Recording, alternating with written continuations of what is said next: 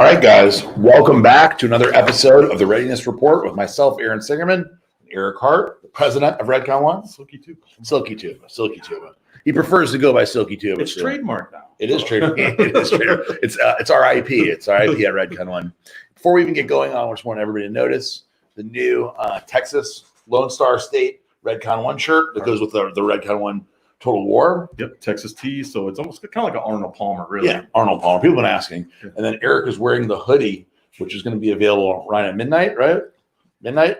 The hoodie, 8 p.m. is now. Right now. Live. So right now, when you spend $50 on the site, there's a whole deal. When you go check out the site, you'll see there's a whole deal on the site. And one of the things you get for $50, you get the Patriot hoodie here. I love this thing. Other than sweating, but look, you have to take one for the team here on the show. So I'll start wearing leisure suits after that. there you go. We need to dress up a little bit for the show, I feel like, right? I wear suits sometimes. Suit and tie, maybe next That's week. what we're pants. Yeah, well, there you go. That would be the big surprise. Stand up at the end and be like, hey. Yeah, there you go. So we're gonna get right into it because we have a few people on the show tonight waiting in the background. And so I just want to remind everybody before we even get going, you can ask questions right now at any point in time during the show. And we may not get to them right away, but they're on the side. I can see all the questions coming in. So when you ask questions, we'll ask them later for Jack Carr, our guest of the week. And so if you have questions, or even if it's for myself and Eric, Johnny will pop up on the screen later on during a designated time towards the end. And we'll do our best to get to every one of you guys, especially if you have a good question. So make sure to ask those throughout the show. Don't wait to be answered. And if you have a really good one, you can ask more than once. No big deal, right? And Ryan Monahan, our chief marketing officer, is back in the back over there, and he is going to be answering your questions if he can. If they don't apply to the show, he'll be answering them in the background during the live chat, whether you're on Facebook, YouTube, or anywhere else. And we got a special in-house intern tonight. Yes, we do. Bruce from the gym, general manager of the gym, is here. We have a little bit of an audience, AKA Sling Blade. Yes, Sling Blade from his haircut. I like them French fry taters. So he's here in the background, and if you haven't seen yet, the Redcon One gym is back open. And it is cranking.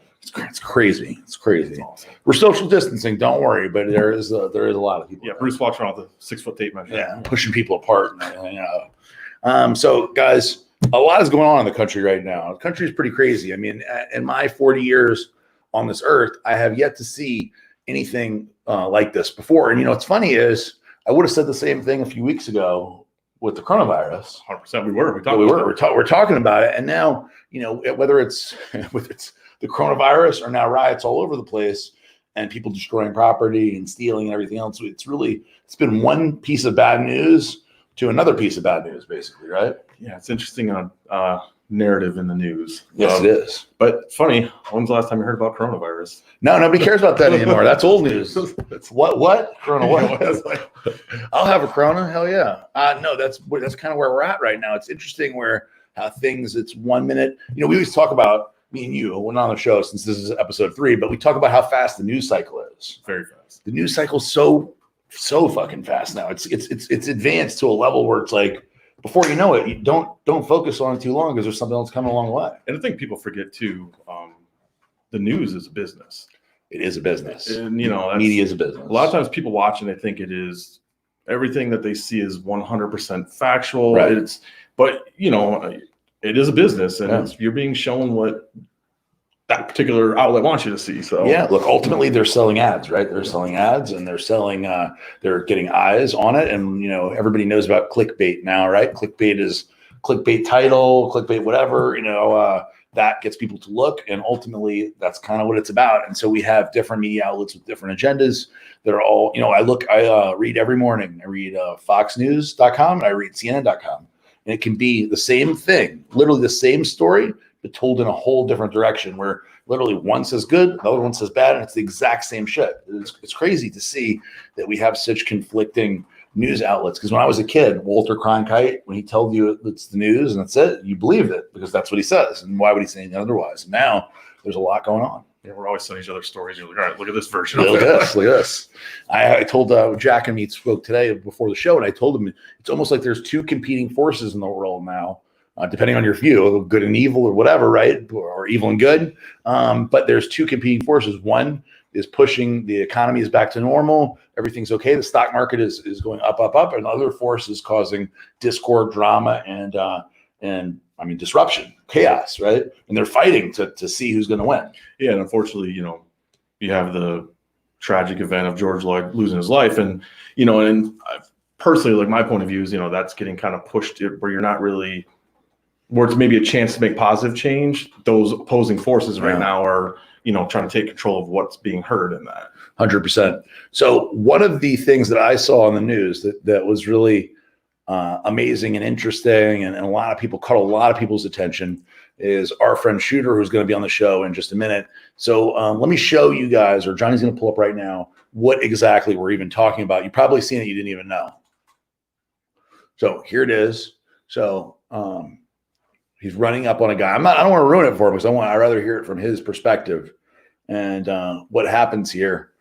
And this is obviously in the middle of a looting / riot or whatever. And you know what, Johnny? Why don't we go to Shooter himself to hear it from his perspective right after you're about to see he's going to get he's captured got the AR from the guy, and he's popping the clip out, and so I'd rather hear it from him. Johnny, let's pull him up and talk to him. Shooter, welcome to the show, brother. How you doing, sir? Good. Just to let people know, Shooter is not a Shooter McGavin from Happy Gilmore. That's just I know you're upset. He is at this point still involved in all this stuff and wants to take some time before he comes out in public and talks about who he is and what he's doing and everything else. And so we're giving him the respect of calling him Shooter. And so tell us what happened. How did you get in this situation, and what did you see? As for getting in the situation, I mean, I was put there for my job to protect the news crew, and what I saw was a lot of things that I wish we didn't see in our country. Yeah, and the events that preceded what we just saw in the news clip. So take us back to that moment. You're protecting the news crew. How'd you get from there to doing what we just saw you do, grabbing that from the guy? That's a little bit of a long and detailed tale. That's actually the second rifle I snatched from someone. As you can see in that video, the first one is on my right shoulder. So to get from there to there, I'd have to tell you about the other. I was there if you look back to my left corner, which you can't see on the block, that's where my news crew was. That's where they were trying to shoot and get some footage and film and everything. And, once that first shooter produced a rifle, everything changed. And that situation led me to that clip where you saw me taking that firearm from that rioter. So how did that guy get the rifle in the first place? From that police vehicle you see right back behind me. He and others, as you can tell, it took many people to get into that vehicle and do what they did. They destroyed it, smashed through it, and pulled a rifle bag. And that's where they pulled the rifle from, is the bag on the ground right below the vehicle. You can see a little glimpse of it if you look underneath the car. And did it look like they were trying to intend to use it or just take the weapon, or because I'm assuming they probably didn't know how to use the charging handle on it?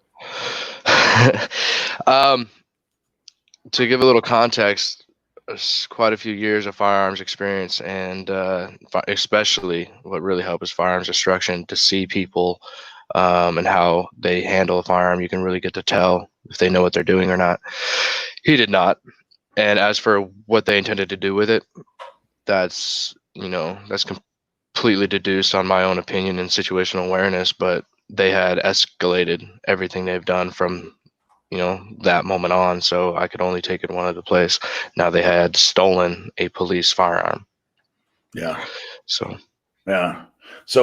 your background, I know we talked earlier yesterday, you never thought you'd be in a situation like this, and you're not somebody who is previously seeking media attention. How has all this affected you, being kind of put in the spotlight? To be honest, it's a little double-edged, and one edge of that is a little little sharp and the other's a little dull. I'm a very introverted person by nature, so all the attention is like incredibly overwhelming.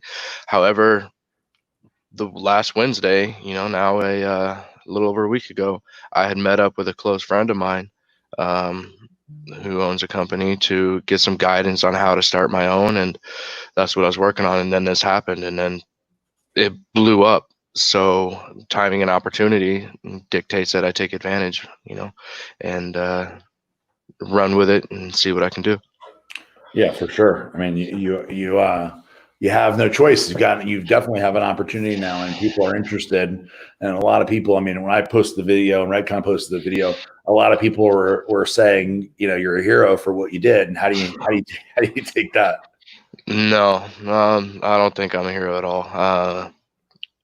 Not even a little bit. And I keep going back to it because we've all heard that for, I would say generations, but especially in the last 20 years with everything our country's been through, that we have all these heroes, and we absolutely do. But when it comes to you, it's like, no, you're not a hero. So I've been diving into the weeds with that. So what does that even feel like? And I have no idea. I feel like you should know what that feels like, if you are one, or if you claim to be. But me, I just happened to be in the right place at the right time because it was my job, and I had made a decision to pick that job for a reason. So, I did a lot of work up until that point, even up into the drive there. I got in a mindset that I felt was applicable to the situation. So that's what I ran with. So you're in Seattle. Everybody who's probably watching this has seen the news and the stuff from all over the country. The question that I have, and the question that I think a lot of people have, is you being there, boots on the ground, seeing it firsthand. Have you felt like this is an organic thing, or people just happen to be doing this by chance, or do you feel like there's some level of organization in what you've seen so far? I like to think, many things like we all do, but I don't like to comment on something unless I really know. But I think it is easy to see that there is a little bit of both, but to jump to conclusions, and I mean this for everybody on either side or together, whatever, is what causes the problems. And not an education, but education into, correct fact and what's going on is what's needed. I think there were a lot of people out there that day that were out there to cause harm and escalate things, and whether it was organized or not, I don't feel like I am in a position to put a judgment or thought on. But what I do know, what I saw a lot of people all in black with the black bandanas covering your face, and they were a majority of the ones causing the problems. So, Shooter, where can people find you if they want to follow you? They want to see what the next business is and what you're going to do next. How can they find you? I have my Instagram is _shooter_Rugi RUGHI_, and then there's also, I actually have one more that I've been trying to build. That's for, if I may, military, law enforcement, veteran, first responder, and that's Firewatch Official. It's user content, so someone in your story. It's something that stems. So me and a lot of my buddies got out of the Marine Corps, and we were of a generation of the Marine Corps that didn't go see combat or anything, but we started realizing that we were still having issues as we got out, and it was that lack of community, or as Sebastian Unger says, that lack of tribe. And so I thought of Firewatch. The military is all familiar with Firewatch as a way of watching our fires within, and by putting out good, positive content and being there for each other. But it's been something that's been on the back burner. I'm hoping it'll take off now with timing and opportunity, again. Yeah. So user content, send in what you have, and we will do with it completely anonymous unless you want to be, tagged or notified in it, and we'll put it out. Awesome. Well, Shooter, thank you so much for being on. I know you haven't done much media thus far. I have a feeling like there's going to be a lot more for you in the future. So, it's a privilege to have you on here with us. for your first major, anything, right? Yeah, I really appreciate it. And you mind, again, timing opportunity for this business, and COVID's hit us all. It's hit us pretty hard. We're trying to start a business because I feel like it's the only place we can go now. My wife, who's now, setting up everything for us, she just started a GoFundMe to try to help us out for that business. And but if you can find it, I'll send you guys the link if that's all right. Yeah, that'd be great. Absolutely. Our pleasure, man. 100%. I appreciate it. Thank you so much for being on, and we'll talk soon. And send me that link. I will, sir. And thank you for the opportunity. And I hope Americans can work to be Americans together. Yeah, of course. Thank you. Agreed. Appreciate it, buddy. Thank you. Thank you. So moving on to something, some other stuff going on. I guess this is really, honestly, this is the good news. We're gonna do a compliment sandwich today. Compliment sandwich. What if it was backwards? This would be bad. Yeah, exactly. Yeah, you know what's coming out with that, right? So SpaceX. I have to give. I told everybody last week I wasn't a fan of Elon Musk before. I've never been either. No, I just wasn't, and I am now, and I am. I honestly am. I bought a Tesla. It hasn't arrived yet, but I bought a Tesla as a result of things he's done and things he said. And I loved that he said, opened up his manufacturing in California, and he said, "Listen, if you're going to arrest anybody, come arrest me." And that's all he asked. And obviously the government in California, the governor, et cetera, mayor, kind of caved, right? Well, listen, it's tax revenue for them. I think that he's one of the biggest employers in California. I think, it's got to be. So kind of short-sighted to close them up. Yeah. So the good news is that SpaceX actually was successful. So last week we thought they were going to be launching. It got pushed back due to weather, and it ended up being very successful. The launch went off without a hitch, and they were able to actually link up with the space station up there in space in orbit. And it took like 19 hours to get actually because of the orbit and actually meeting up, because they're actually traveling at 17,000 miles an hour when they link up, and it's millimeters, right, to actually connect the space station to their capsule, basically. Yeah, your margin of error is, because again, you're in space and it's minimal. So you think how amazing that is, right? So you launch this experimental rocket. Yeah, they've done all the testing, but right. Still 2 guys strap themselves into a rocket and go, well, let's hope for the fucking best. And people in the past have done that too. But it's, obviously they had to test all the safety mechanisms before. But weather was bad. Anything could have went wrong. This was private, even though it was overseen by the government. It was still a private. Well, they canceled. I couldn't believe they canceled it before due to bad weather, because what they were saying is just some tiny little deviation from their plan could throw everything completely off. And then that's kind of nerve-wracking. Yeah, imagine that, drifting off into space at 17,000 miles an hour. So, I can't even imagine. Yeah. So, the feat of it is absolutely amazing. And, with all the craziness going on in the world, it's nice to see something positive and potential new front. Again, space was the final frontier, but maybe this is just another new, it's the beginning of the next frontier. For us. Johnny, show the launch. So for these guys, they first off, they took a huge risk. Elon Musk took a huge risk to do this, because if it wouldn't have worked, who the hell knows? If there had been a problem or anything, if anybody would have probably would have been the end of Tesla as a company, because people have been like, this guy's a wild. Yeah. So imagine if, hypothetically, and thank God this didn't happen, imagine if that would have exploded. That'd been it. They'd be done. When I was a kid, obviously that happened for Challenger. Right? Challenger. When I was a kid, and that happened. If that would have happened for Elon Musk, that'd been it. He'd be done. Tesla would be done. The whole thing would be done. Yeah, and I'm sure for him it was. You imagine everything he had riding on that. Oh, he had everything. He had everything riding on it, and so he was able to be successful, get this space launch off, and get it into space. And then the rocket came back, and it's cool because the rocket flips backwards and then lands slowly on their ship, on the what do they call it? It's like a landing pad. Dragon barge. The barge, it's a barge. So that is amazing in and of itself. That's reusable. And then the thing that me and Eric were watching that was so cool was that they're already now after this, they're already allowing people to pay for space travel. So it's available right now. Actually go on the site and book your trip. Yeah, we went and looked. So right now it's $1 million to leave in December of this year on a trip in a capsule up there to space. Johnny, pack your bags. Johnny's going with Ray. They're going to video this thing. It's going to be great. Hopefully, if not, We'll need some new video guys. So, Yeah. look, honestly, so me and Eric were talking about it. At what point would you be willing to take the chance to fly up on SpaceX to go to the space station or just to go to the orbit? So what's your answer for that? You know, I'm infinitely cheap. Yes. It's $1 million, by the way, minimum $1 million. Depending on how big of a discount, I may go earlier. Yeah. Otherwise, you'd have to, I don't know, it's probably got to have at least like 100 trips in before I'm probably going, okay, you got all the kinks worked out.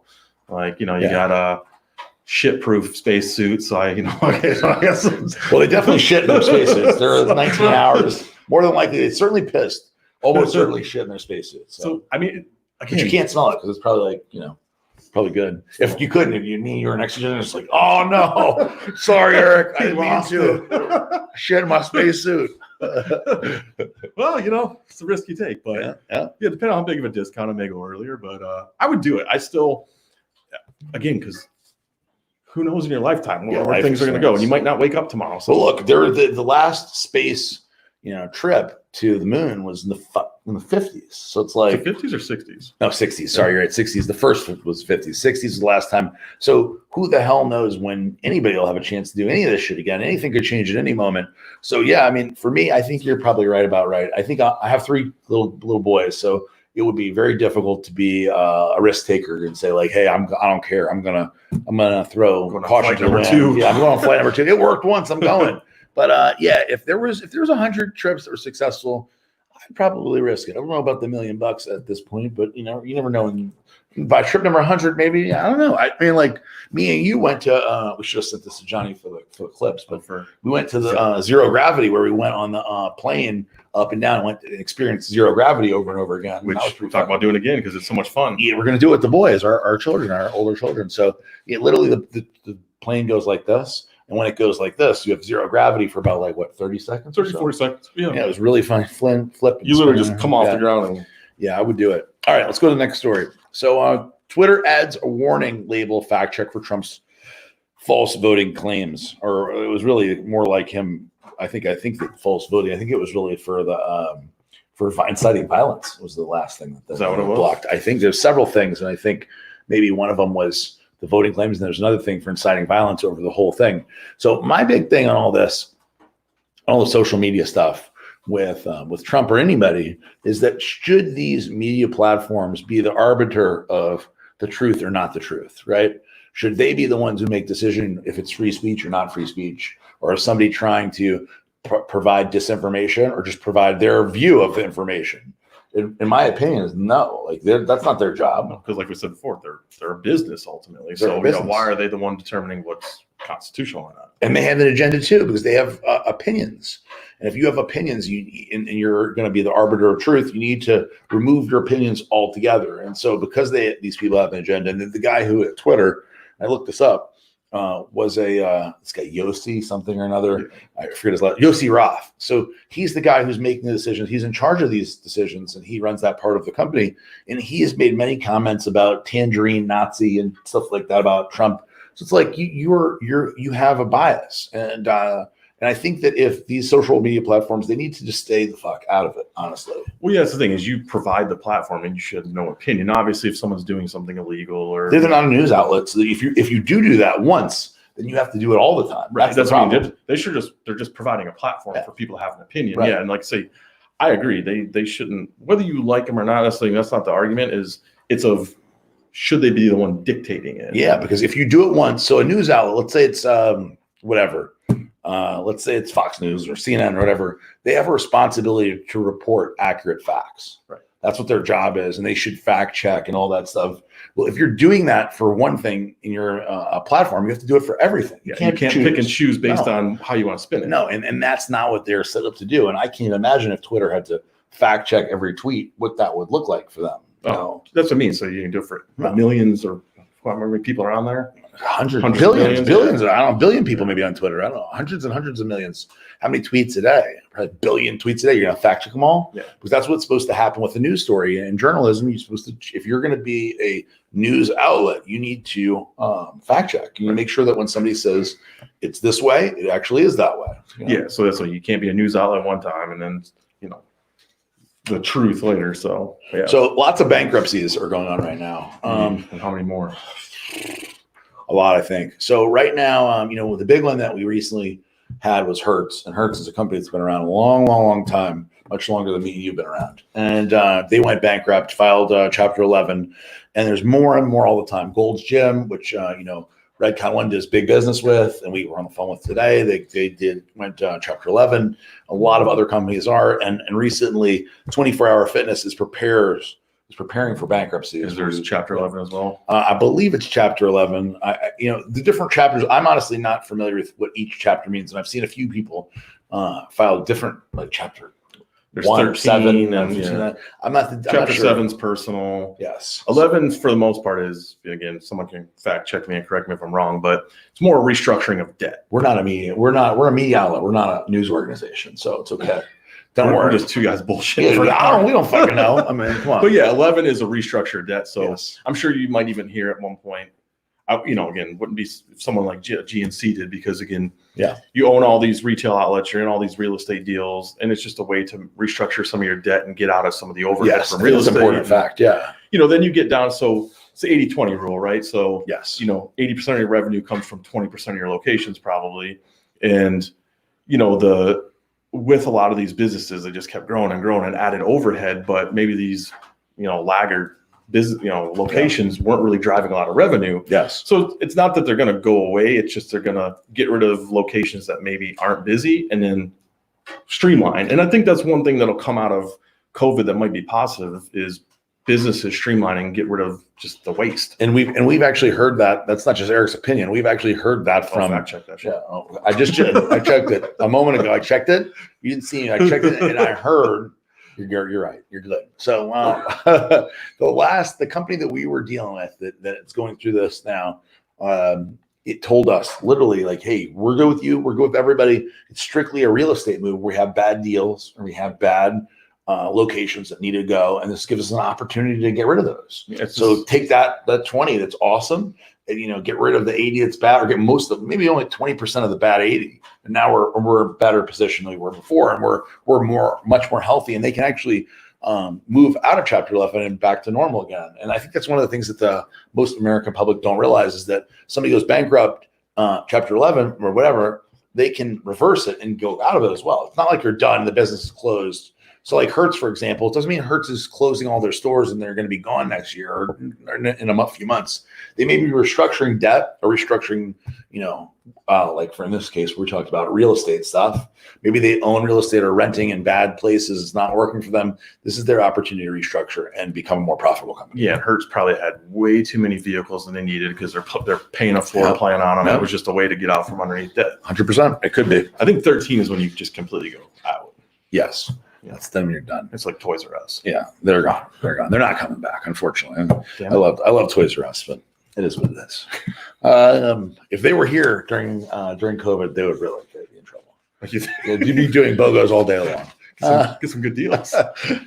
All right, guys, we're going to commercial break. When we come back, we have the Jack Carr coming on the show. Jack, you know what? I won't even do the introduction now. Let's wait till we get it now. I'll save all it for when he gets here. All right. This weekend, the savings are out of this world. With gyms open again, we're giving away tons of free swag and supplements to get you back on track. This weekend, spend $50 on our site, and we'll hook you up with a free Redcon One Patriot hoodie to celebrate the anniversary of D-Day. Spend $100, and we'll also add in a 2-pound bottle of protein. Choose your product between our meal replacement Emery Light, or Whey Isolate Isotope, or our vegan protein Green Beret. Take it up a notch and spend $150 or more, and we'll throw in 2 boxes of our energy shot FUBAR. Use the code DAY25 to save an additional 25% off the entire site. This weekend, we celebrate unity and love. Shop redcon1.com right now and start saving while supplies last.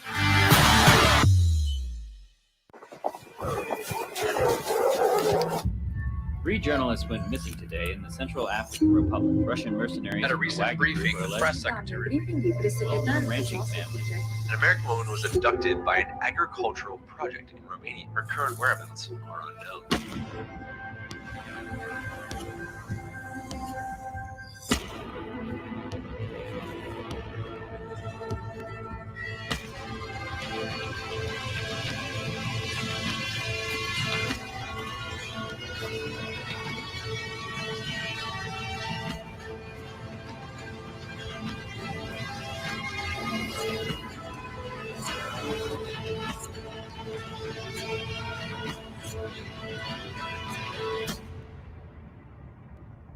The CIA issued a statement today disavowing any knowledge of the whereabouts of former Navy SEAL sniper James Reese.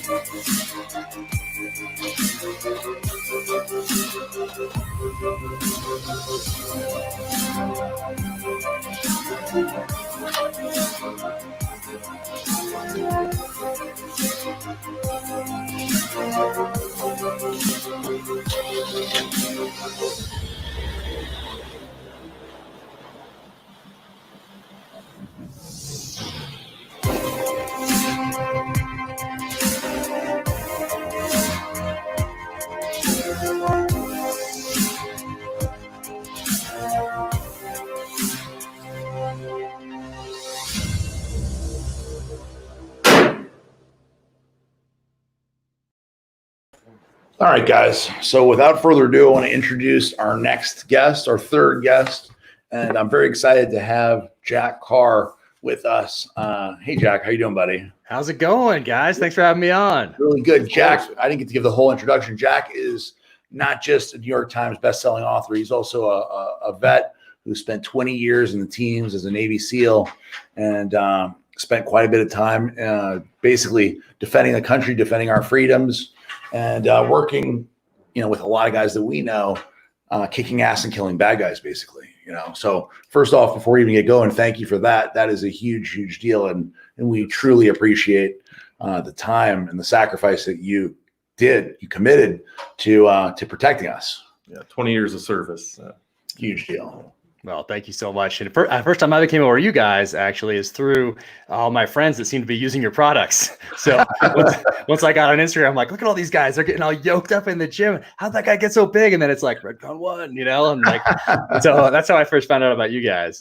That's awesome. That's awesome. Yeah, it's funny how things go. So the SEAL team community is extremely tight. You guys have a very tight circle, and everybody kind of knows each other, or at least knows somebody who knows somebody, and reputation is a very big deal for the teams. So, if you know one guy and you have a good relationship, quite often it leads to something else, which has been a really cool thing for us at Redcon to experience. And even though I lived a very, very different life than you did, there's a lot of similarities I find with team guys and people who are just generally obsessive about being the best or pushing the hardest or going farther than everybody else. And so there's some synchronicities or some similarities between the way that we work and the way that you guys work. And some of the guys like you take that and use that to generate a lot of future success. Some of the guys are trying to figure out how to use it, but everybody has that characteristic. Have you found that, Jack? Yep. And it's interesting because, we have that drive, obviously, because we joined the military to do something that we knew was very difficult going in. And we knew that the odds of success were low, just making it through training. And that was the draw. But I saw a lot of guys get out and then have a hard time because however long they spent in, whether it was 5 years or 10 years or 15 or 20, whatever it was so intense that they tried to then recreate that in the private sector. And it's just not something that can be recreated because the decisions that you're making, both in training and downrange specifically, are going to impact those to your right and left and might end up in them coming home in a bag if you do something wrong, or even if you do something right. Sometimes that can happen as well. So it's just so intense. It's so primal. It's so visceral. You're there for those guys on your right and left and for the mission as a whole. And then when you get out, it's not like that. And I think just knowing that as you make that transition, accepting that and knowing that, hey, I'm going to use this foundation that I have built over my life, because you were someone before you got to the Navy.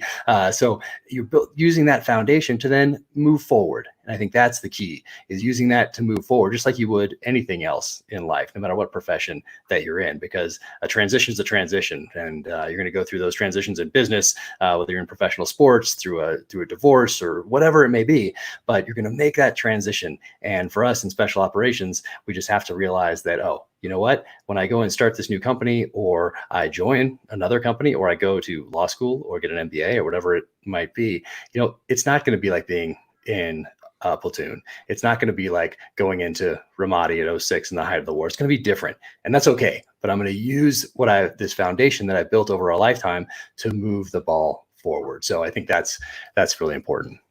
It's interesting. It's interesting that a lot of guys. So you talk about a transition, right? You're in this. You're doing something that's huge. There's a huge purpose behind it. It's bigger than you. And when they leave, when most guys leave, they don't have the advantage that you had. Because I know for a fact, I've heard interviews and obviously I've read all the books. You knew what you wanted to do. Lots of guys get out and they go, well, what the fuck's next? I did all this. It was so huge. It was so important. And now I am lost because that was my life and that's who I am. And I don't know what's next. Yeah, no, that's tough. And so when I talk to guys that are getting ready to get out or have gotten out and are scrambling a little bit, what I say is that, hey, because I had some backup plans. I knew I wanted to be a SEAL my whole life, and I knew I wanted to write fiction my whole life because of the way I grew up and the books I loved reading and everything. But I had some contingency plans just in case that didn't work out. And the way that I looked at those contingency plans were I identified ahead of time what was important to me. And everyone's going to have something different there. But identifying what's important to you ahead of time allows you to say yes or no to something almost as soon as the opportunity knocks. So you don't have to waste time researching a new industry, a location, talking to your spouse about, can we do this? Should we do this? No, ahead of time. And for me, that was, I needed that freedom. And it was that financial freedom, and it was freedom to control my own schedule. So those were the two things. So as opportunities came my way, as I was getting out, if they didn't meet both of those criteria, it was an instant no. So I didn't have to waste very limited bandwidth on figuring out if something was a good fit or not, or, hey, can I make this work? Should I make this work? Is it okay? I didn't have to worry about any of that because I knew what was important to me ahead of time. I discussed it with my wife, and we could say yes or no based on that criteria that we'd established. So I think doing that ahead of time is really beneficial for guys. Yeah. So you mentioned, I have to ask because I know enough guys. We know enough guys to know, marriage is difficult for team guys, especially team guys that have been in 20 years. And this is something I would ask later because you mentioned her a bunch. Being married during this whole process, how difficult is that for you, or how difficult was it for you, for your wife? You're one of the very few that are, that's intact, right? Yeah, no, it's crazy. And it was even more insane because, I never planned on staying in for 20 years before September 11th. It was like, hey, do a few years here, and then maybe we'll look at some other options or something like that. But as soon as September 11th kicked off, then we were all in. And I think that was a really interesting time to be in, not just as individual operators, but as families, because there was a paradigm that shifted after Vietnam and then became the model from the end of Vietnam, really up until September 11th. And you stepped into that model as a new guy, and you knew what you could expect going forward. Maybe there'd be a flashpoint here or there. Maybe you get to do something here or there, but generally you knew you were going to be at a team. You knew the workup and that was going to go. And then that totally shifted after 9/11. That model was turned on its head, and a new one had to be established. And it took a little while to do that and figure that out, not just as teams and as operators, but as families. So we really felt like we were in it together back then, because the families were figuring it out, the kids were figuring it out. Like, everybody's just trying to figure out this new model that was really constant war and constant deployments to war zones from September 11th up until today and continuing into today. So for me, what helped, and every situation is going to be different, but for me, it was important to talk to my wife about that pendulum and how when we're in the teams, it's going to be right there on the side of the team. And it has to be, because as a leader, I have to be solely focused on the task at hand. That's what I owe the guys under my command. That's what I owe their families. That's what I owe the mission. That's what I owe the country by default. But that's where the pendulum has to be. But you know what? When we're out and when we move on, that pendulum is going to swing back to the family, which is where we are now. So I think just talking about that, instead of saying that, hey, I'm going to figure out this work-life balance thing, and I got to balance my responsibilities at the team with my responsibilities as a family. The way I did that was, hey, that pendulum is on the team. And I was very clear about that. And she knew that going in, even before September 11th. But I think talking about that, so there aren't any false hopes or false kind of expectations that aren't met because the spouse is counting on you to balance both being on the team and being at home. And for me, that worked. I don't think it would work for everybody, but being able to talk about that, and because she's part of that team too, the family's part of that team too, and they know that that they're part of that pendulum being over here on this side with the team. But now, hey, we're not in anymore, and that can swing back. Yeah. So for a lot of guys, it's weird. It's kind of a weird question, even though I probably know the answer, but I think it's an interesting thing because you were a team and the teams before 9/11, and you were obviously mostly after 9/11. So did you feel when that happened? I guess it's two questions. One, where were you when you found out about 9/11? And then also, did you feel fortunate? Because obviously the golden era of the teams, a lot of people would say, is the time that you were in, which is a weird thing to say, but that's the facts, right? No, that's exactly it. So I was in my second platoon, and we were about 2 weeks into my second deployment. So we were in Guam, and in Guam, September 11th happened about midnight or so. So people start going up and down the hallways, banging on the doors of the barracks, waking each other up. We didn't have TVs in our rooms back then. So we went down to the basement of the barracks where there was a big screen TV, and then we watched the Twin Towers fall. So that's where we were all together. I was enlisted. We were with the platoon. We were all together. And then after that, it was a little bit of a scramble to figure out exactly what was going on. And of course, I was always into reading and studying warfare and terrorism and insurgencies and counterinsurgencies well before 9/11 and well before I came into the military. So I knew who Osama bin Laden was. I knew what Al Qaeda was. I knew what it meant. And I gave a brief to the commanding officer of the Naval Special Warfare Group or detachment or whatever it's called in Guam. And he didn't know much about Al Qaeda back then. And this is the day after 9/11, waking up that morning. So yeah, it was, and also we all felt very lucky, especially when the plane took off, and we all thought we were going to Afghanistan. We ended up not going there right away. My platoon anyway. We went to and took over for Team 3 doing shipboardings in the Gulf. Well, those guys went in, and I found myself in Afghanistan not long after though. But we thought, you know what, we might miss the guys that are back in the States right now. They are bummed because they're going to miss this, and we're here. And and same thing when I did get to Afghanistan in 2003. I thought, oh man, this thing's still going on. I got so lucky to get here while this thing was still happening. And I think that was the attitude of most guys, which is why a lot of people actually got out to contract, because they thought that they were going to miss it. They're like an E5, and their platoon, maybe they didn't go to Afghanistan, or after 2003, it didn't go to Iraq, and they thought, oh man, I've missed it. My platoon went to Europe because we still went to Philippines, went to Colombia, wherever it was, because we still had these relationships with other countries, and we needed to fulfill those missions in those other countries. And the guys were like, oh man, I'm going to get out and contract, get to Iraq, get to Afghanistan. That's going to be my way. And then now here we are 20 years later, and there really wasn't a threat of missing it. Yeah, I've heard that plenty of times, and I know a lot of guys that were either in buds at the time or just went through SQT that were like excited, and then like, oh shit, now I'm getting placed somewhere, I'm getting deployed somewhere else, and we're very, very disappointed about being and some of them got into Afghanistan in 2004 or 5, but they missed a lot, right? Yeah, no, absolutely. And it's, what you have to do is realize that even if you're 1 year out from deployment and you're scheduled, let's say, to go to the Philippines, or you're scheduled to go somewhere that you really don't want to go because there's a war in Iraq and there's a war in Afghanistan, that can shift in a heartbeat. And the day before you deploy, you could shift over and find yourself in Iraq, find yourself in Afghanistan, find yourself in another one of these countries that's just lighting off. So, our job really is to always be prepared to go to war. And as a leader, that's important to continually articulate and to weave in to conversations, weave in to not just conversations, but when you're putting out word to the guys, to briefings, to whatever it is, that, hey, this can change in a heartbeat. Yeah, we're scheduled to go to the Philippines right now, but anytime, our job is to be prepared to go to war.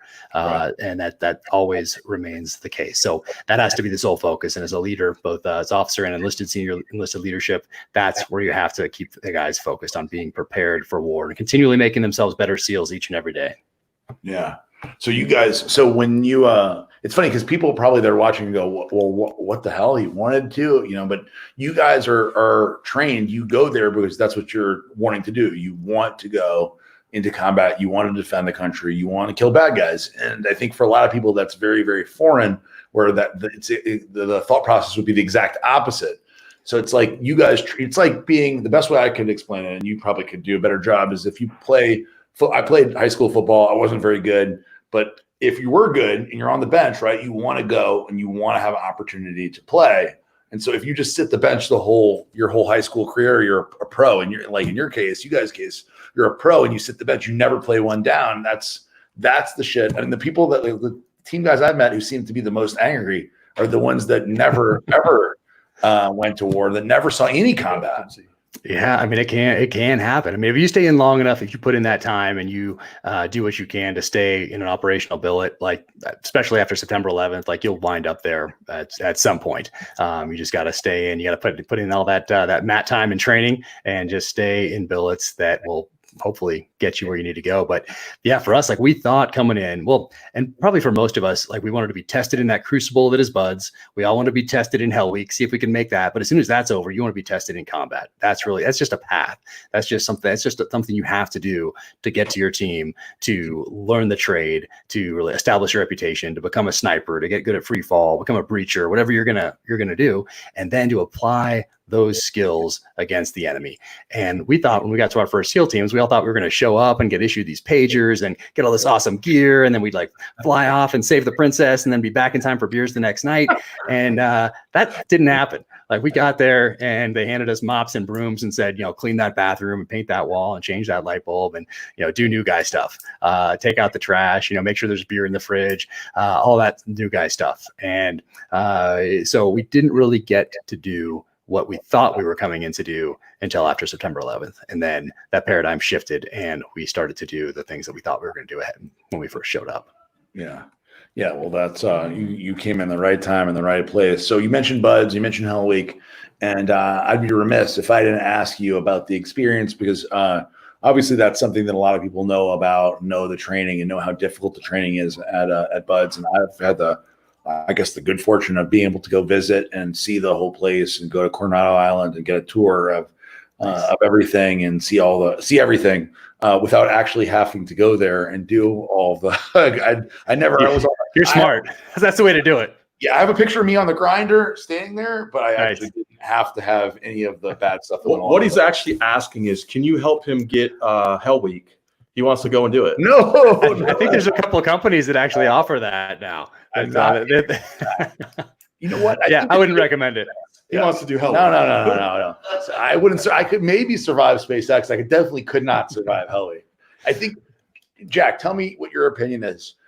Can any 40-year-old man, because I'm 40, unfortunately, 40-year-old man survive buds? So is there a 40-year-old man out there that can take the beating that's required to go? Hasn't done it before. No, even I don't know. He may tell you that nobody. I don't know. Let's see what Jack says. I'm sure. So I'm not sure if a 40-year-old person has done buds before. It's possible. I don't know. But and maybe there's waivers. So maybe there is hope for you yet. There's usually a waiver for there's waivers for most things in the military.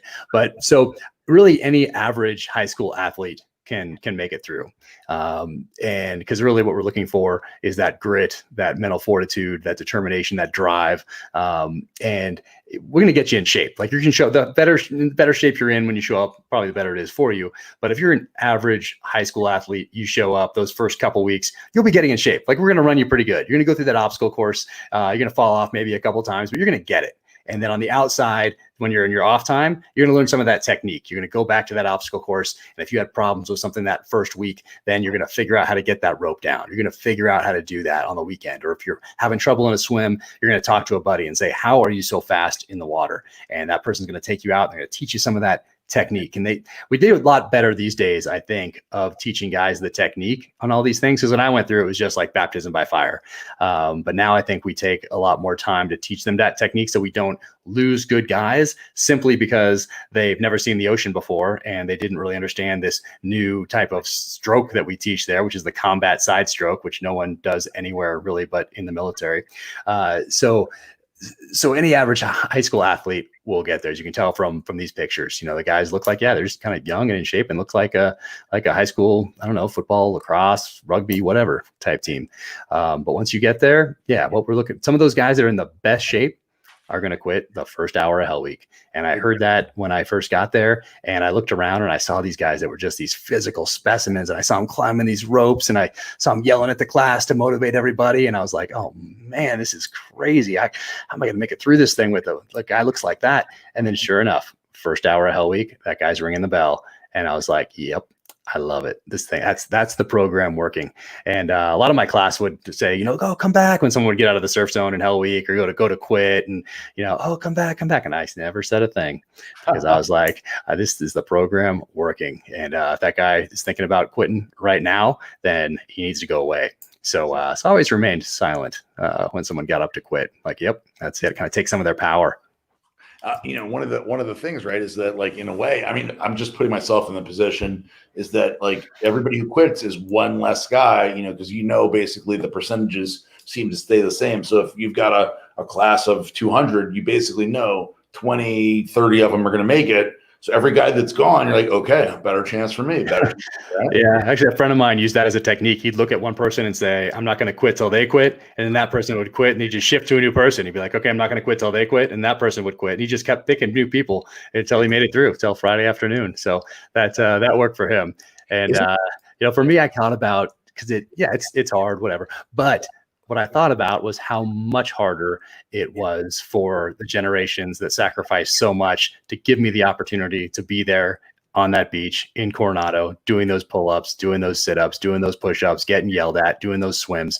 And I thought, okay, you know, I'm not going across the beach in Normandy like those people that had to do that had to go and sprint towards entrenched enemy machine gun positions, elevated positions, or go across the beach at Iwo Jima, or those people from the beginning of this country up until today, from the inception of our country, that sacrificed everything so that we could have the freedoms we have today. So I was like, I can do some more push-ups. You know, I can get yelled at a little bit more here. This isn't so bad.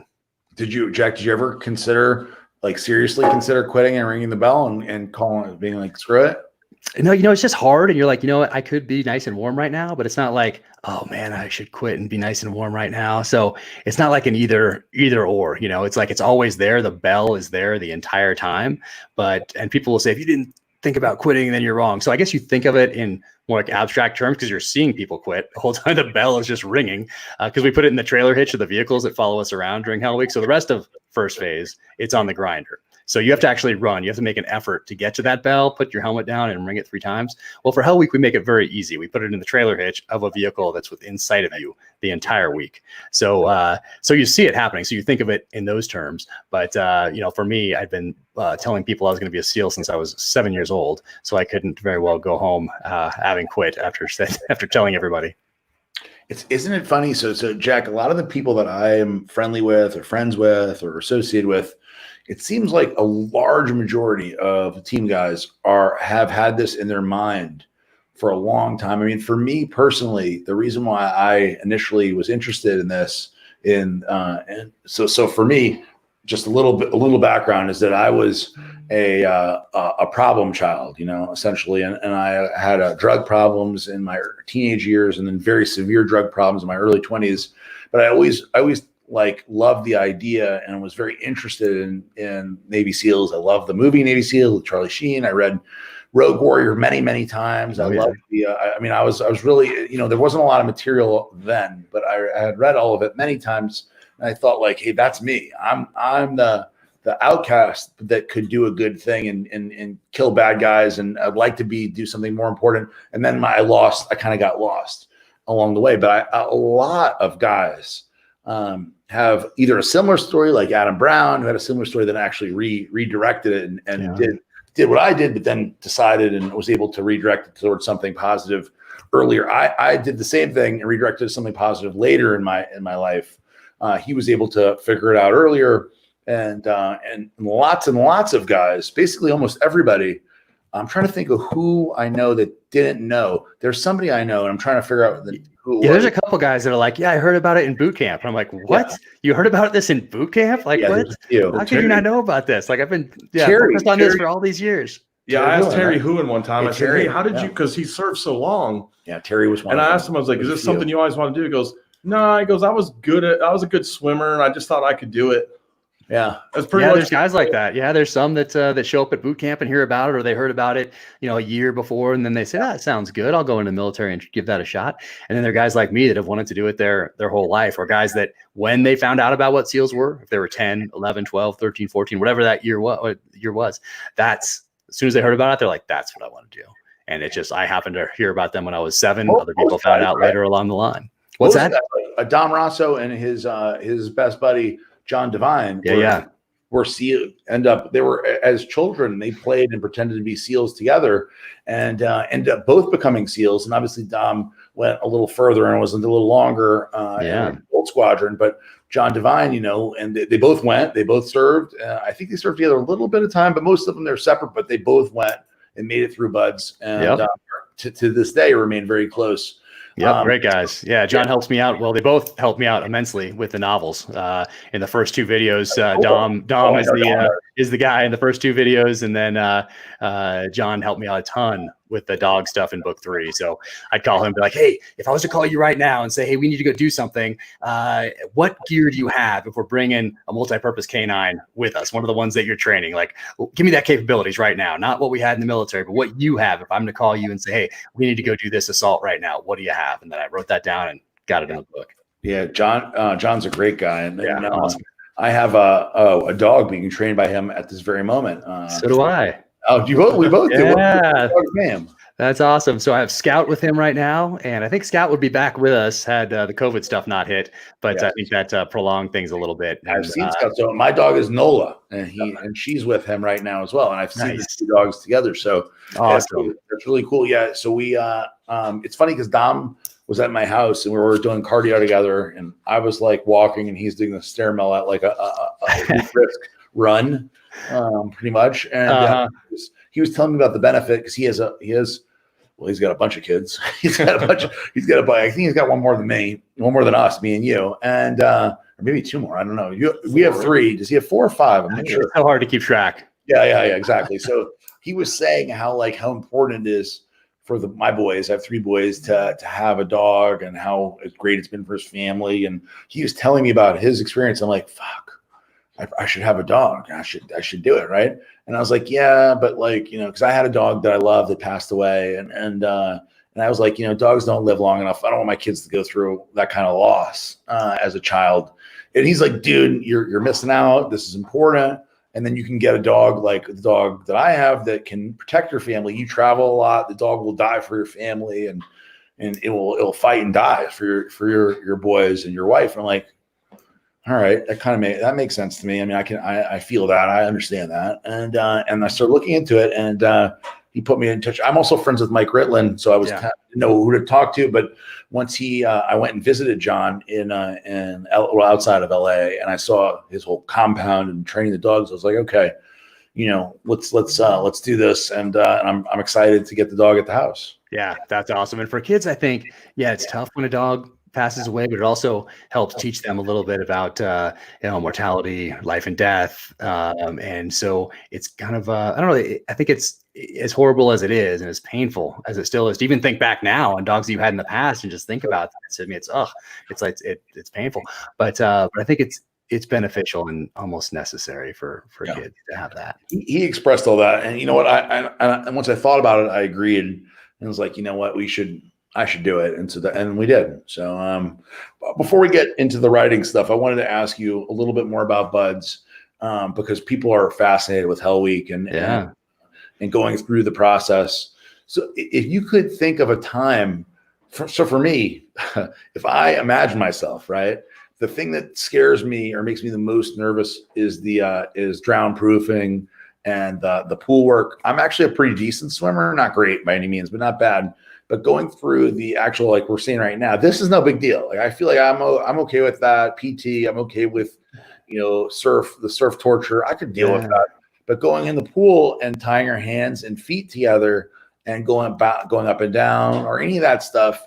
And I'm a master scuba diver, and I've done quite a bit of diving. I don't think I'd be comfortable And that kind of makes me nervous. What was the worst thing, or what is a story you can remember that was terrible for you? Yeah. So, I mean, it's all pretty terrible, but it's all also, I mean, looking back, it's like, it's probably the easiest thing I did in the teams. You have to show up at the right place at the right time with the right gear, put out and not quit. Like, that's it. That's all you have to do. You don't have to outthink the enemy. You don't have to do any of that stuff.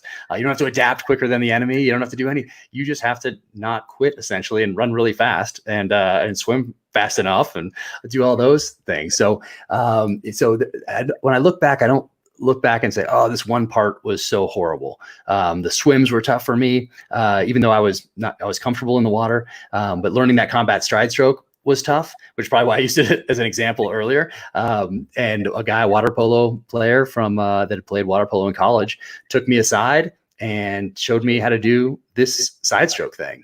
And I was like, oh, as soon as he did that, I went from being like second to last to second on one swim. And then I remained in that top group for the rest of the time.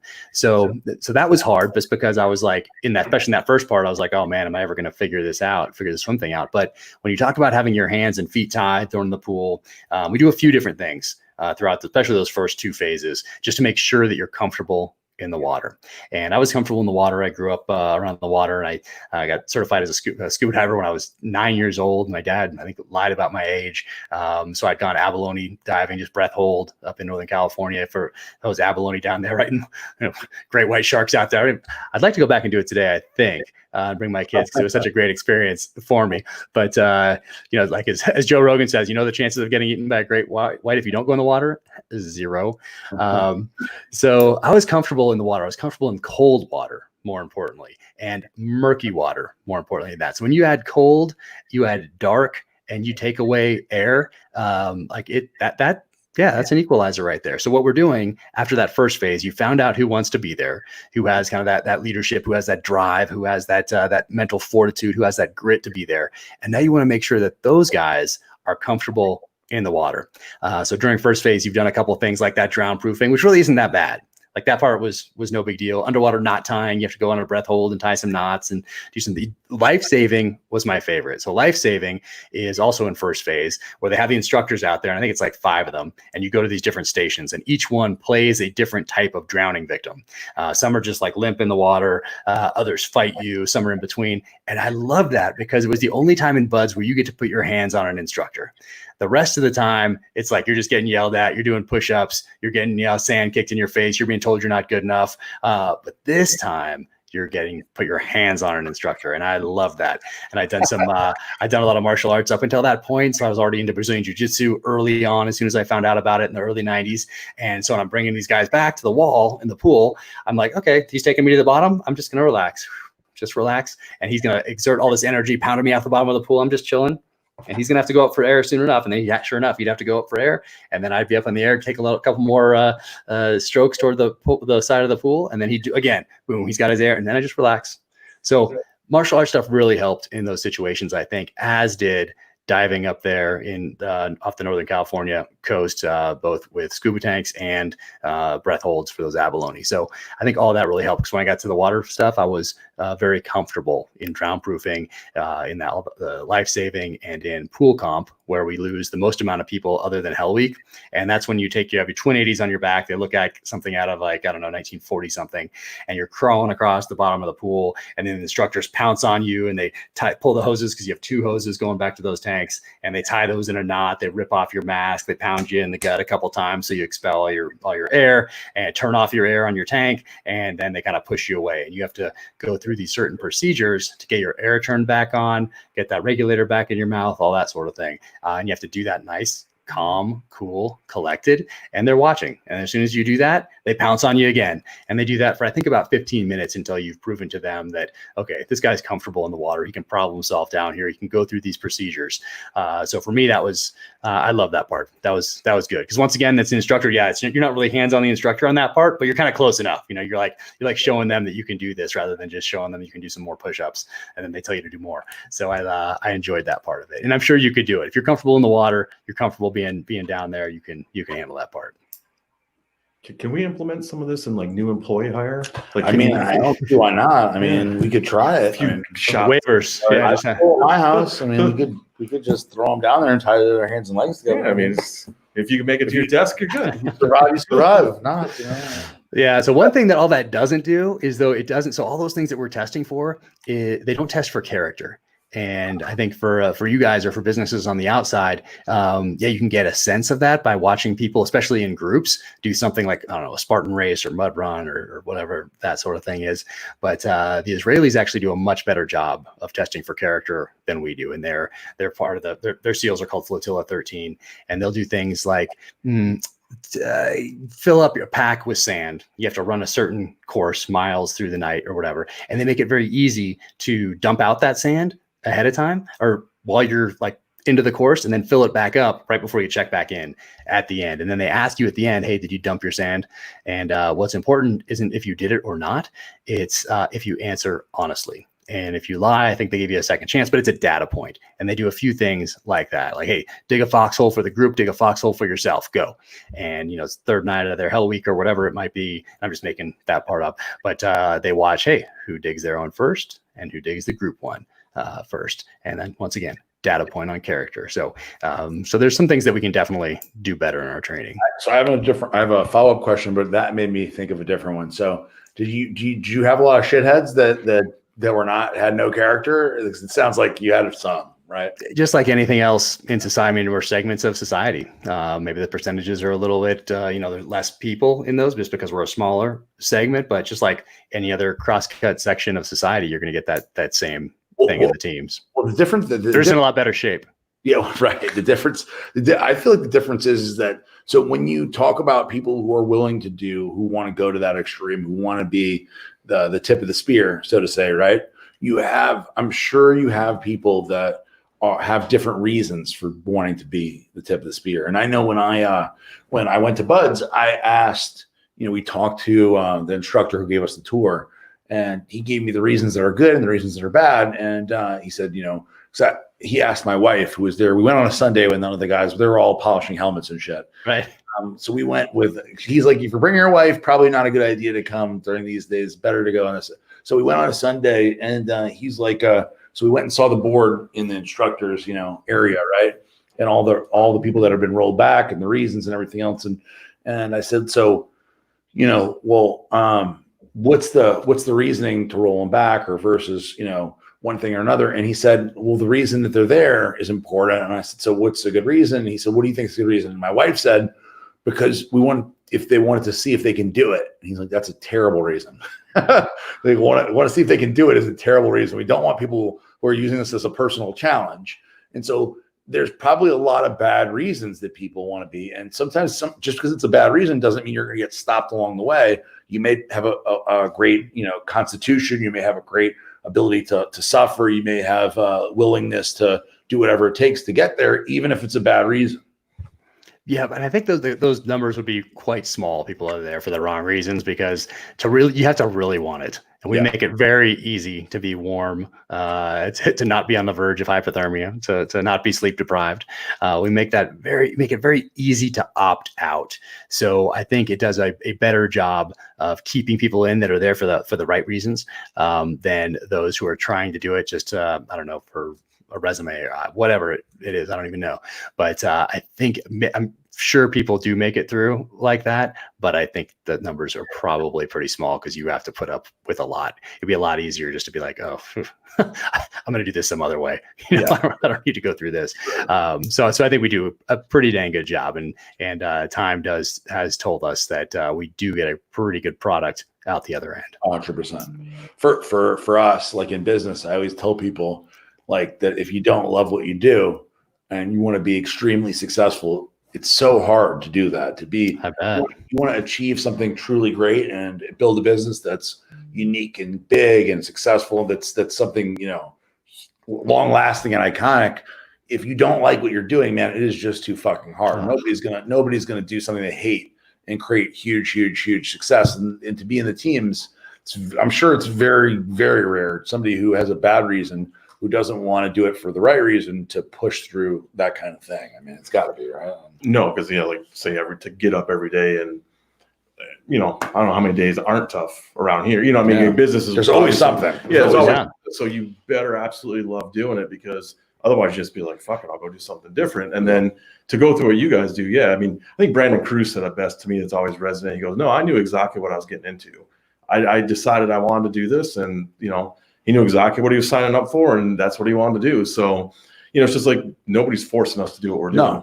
No, we do it because we want to. Yeah, you can't complain about something you volunteer for. So you've got to love it. People around you will sense it. I mean, especially now, it's not just those around you, but because of social media and all the other, how transparent most things are these days.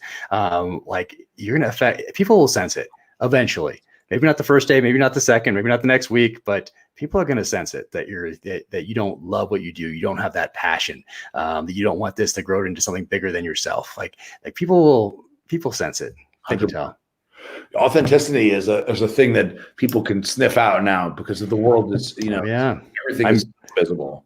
Oh yeah, I think there are people out there that have reputation managers or whatever. I'm sure there are, but man, it is tough to hide these days. Like you have to have a presence on social media, and then if it's not you, well, that's obvious too. So it's the real you is going to come out at some point on social media, and we're about, Jack, to get to writing. We went all this way. We're about to get to writing, but I have to ask. You said Buds was easy, right? Compared to other things you did, I think you said everything you ever did as a Bud. So after Buds, so if Buds was, this is not so. Dom Rosso, you know him, we know him. He's a friend of ours, and he's kind of like teammate at Red Kind of One. And when I interviewed Dom, he has not played the interview so far in his podcast or whatever. And I asked him before we did the interview. I said, "Hey man," because he wanted me. So he did all these podcasts and interviewed me and a bunch of other people that you know and people that I know. And I said, "Hey man, let me tell you something. If you want to be popular, if you want to get this thing out there to people, if you want to help people by the content you're putting out, you need to be transparent and let people know exactly who you are. Do you want me to interview you? I can do it, and I will put out who you are." And he's like, "Hell yeah, man, let's do it." Because he was doing it. He came to Boca to do it with me and to Sean Rosario, who's my buddy, who's a Gold Squadron guy a little bit before Dom. And he's like, "Yeah, let's do it." And I'm like, "Okay, so I'm going to ask you questions you're not comfortable with. It may make you upset, and I don't want you to hurt me." So, which is a real issue. I want you to tell me you're not going to hurt me before I do it. And if you are, then we won't do the interview. And he's like, "Okay, I won't. I'm good. I'm good." And I'm like, "You're sure?" Because these are the questions that people are going to get. You're going to get like, you may get upset with. And he's like, no, do it. Right. And we did it. And he never played the interview as awesome as it was. It's the best interviews ever. I mean, there's no interview ever been done with him, even remotely, not even in a vicinity of this. I mean, he cried, he got upset. I mean, he talked about all kinds of shit. So I'm not trying to take you there before you get worried, John. I know. I'm like, geez. You're like, I gotta go. See you later. Exactly. At least he can't kill you through the screen. Yeah, I feel much safer here. He was next to me, like, Next time, do that remotely, just to. Yes, we should do it. Yeah. He won't play it anyway, so But so you said that Buds was easy compared to other stuff you did as an actual SEAL. What was something you could tell us that was the worst thing or the most difficult thing that you went through, or something in that vicinity that you're comfortable talking about after Buds? Let's see. I think easy might be the wrong word. I think it means you're just dealing with less. You have less to deal with, and those things that you're dealing with are very clearly defined. There's not much ambiguity. It's you show up here and we're going to have a 5 a.m. PT, and you know what you show up with? Oh, a canteen. Okay. And this shirt and these shorts and these boots. Okay. We can do that. And then next thing you're going to go to the obstacle course, and you're going to be in a line, and you're not going to be talking, and you're going to be ready to go when the instructor staff shows up at 9:30. And there you go. So it's just and if you want to quit, here's that bell. So I think easy was probably the wrong word to use. I just mean that you're not dealing with that much. Looking back, there's not, if there's personalities in your class, yeah, maybe you're dealing with them in your boat crew, but it's not, there's not this other dynamics at play. Like you're either going to be here at the end of the day, or going to be here after lunch, or you're going to have quit. And it's very, I guess, simple in that respect. But after Buds, well, now you're a professional, and you show up and you're expected to act in a professional manner. You're expected to earn your trident every single day, and you're expected to push yourself, push your teammates, try to be better than the guy next to you at something, so that he in turn then tries to do it better than you the next day. And I love that about the teams. I love that competitive spirit because it made everybody each and every day want to do better than the day before and do better than their buddy, so that we all pushed each other, and making the organization stronger going forward. So everything after that, there's just more dynamics at play. You're in a SEAL platoon. You're trying to go through a school. You don't want to fail that school. If you fail that school, then you have to go back to your platoon chief, and what's going to happen then? Do you even have your trident yet? Back when I was in, you had to go through 6 months of probation, and then you got that thing pounded into your chest. So you essentially had to prove yourself to these guys who were going to then go downrange with you. And if they didn't want to go downrange with you, then you weren't going to make it through that 6 month probation period. So there's just more dynamics at play at that point. And I think that's probably a better way to put it. And then easy. I can't let you go that easy.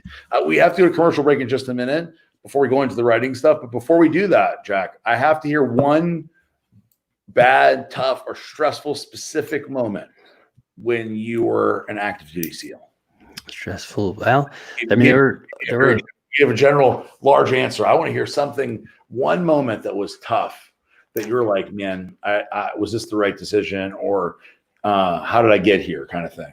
Yeah, I know that the toughest one was my buddy, that first guy that I knew that was so close to me that died. And guy I went through BUDS with, SEAL qualification training with, and just came back from lunch one day. And I remember the last time I saw him alive, and he was going off to a free fall course, a new free fall course that wasn't the military one.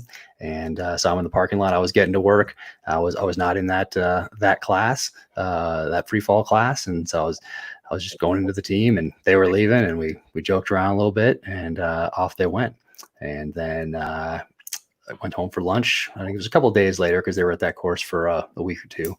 And went home for, I think it might have been the first week, but yeah, went home for lunch. I'm newly married, went home, and then came back to the team in the afternoon.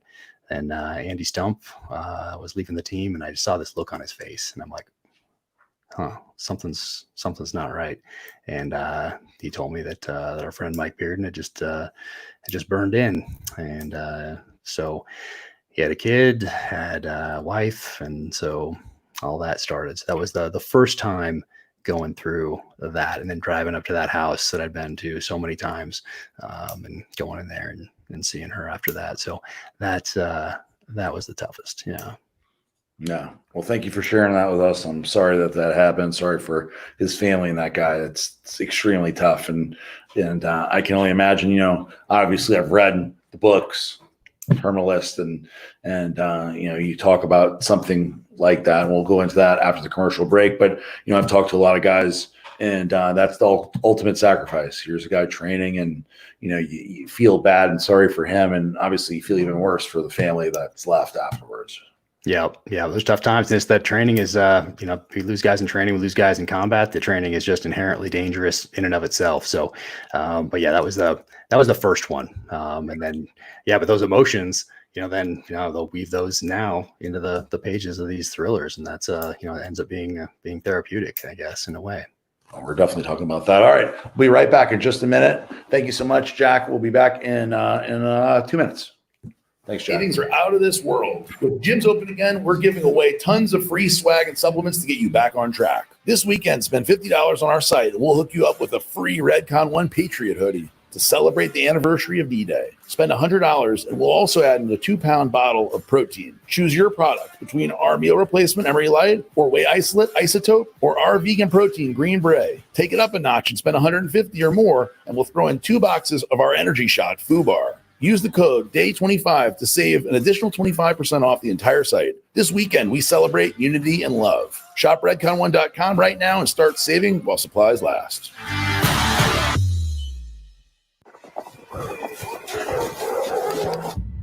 3 journalists went missing today in the Central African Republic. Russian mercenaries At a recent briefing, Press Secretary, a ranching family. an American woman was abducted by an agricultural project in Romania. Her current whereabouts are unknown.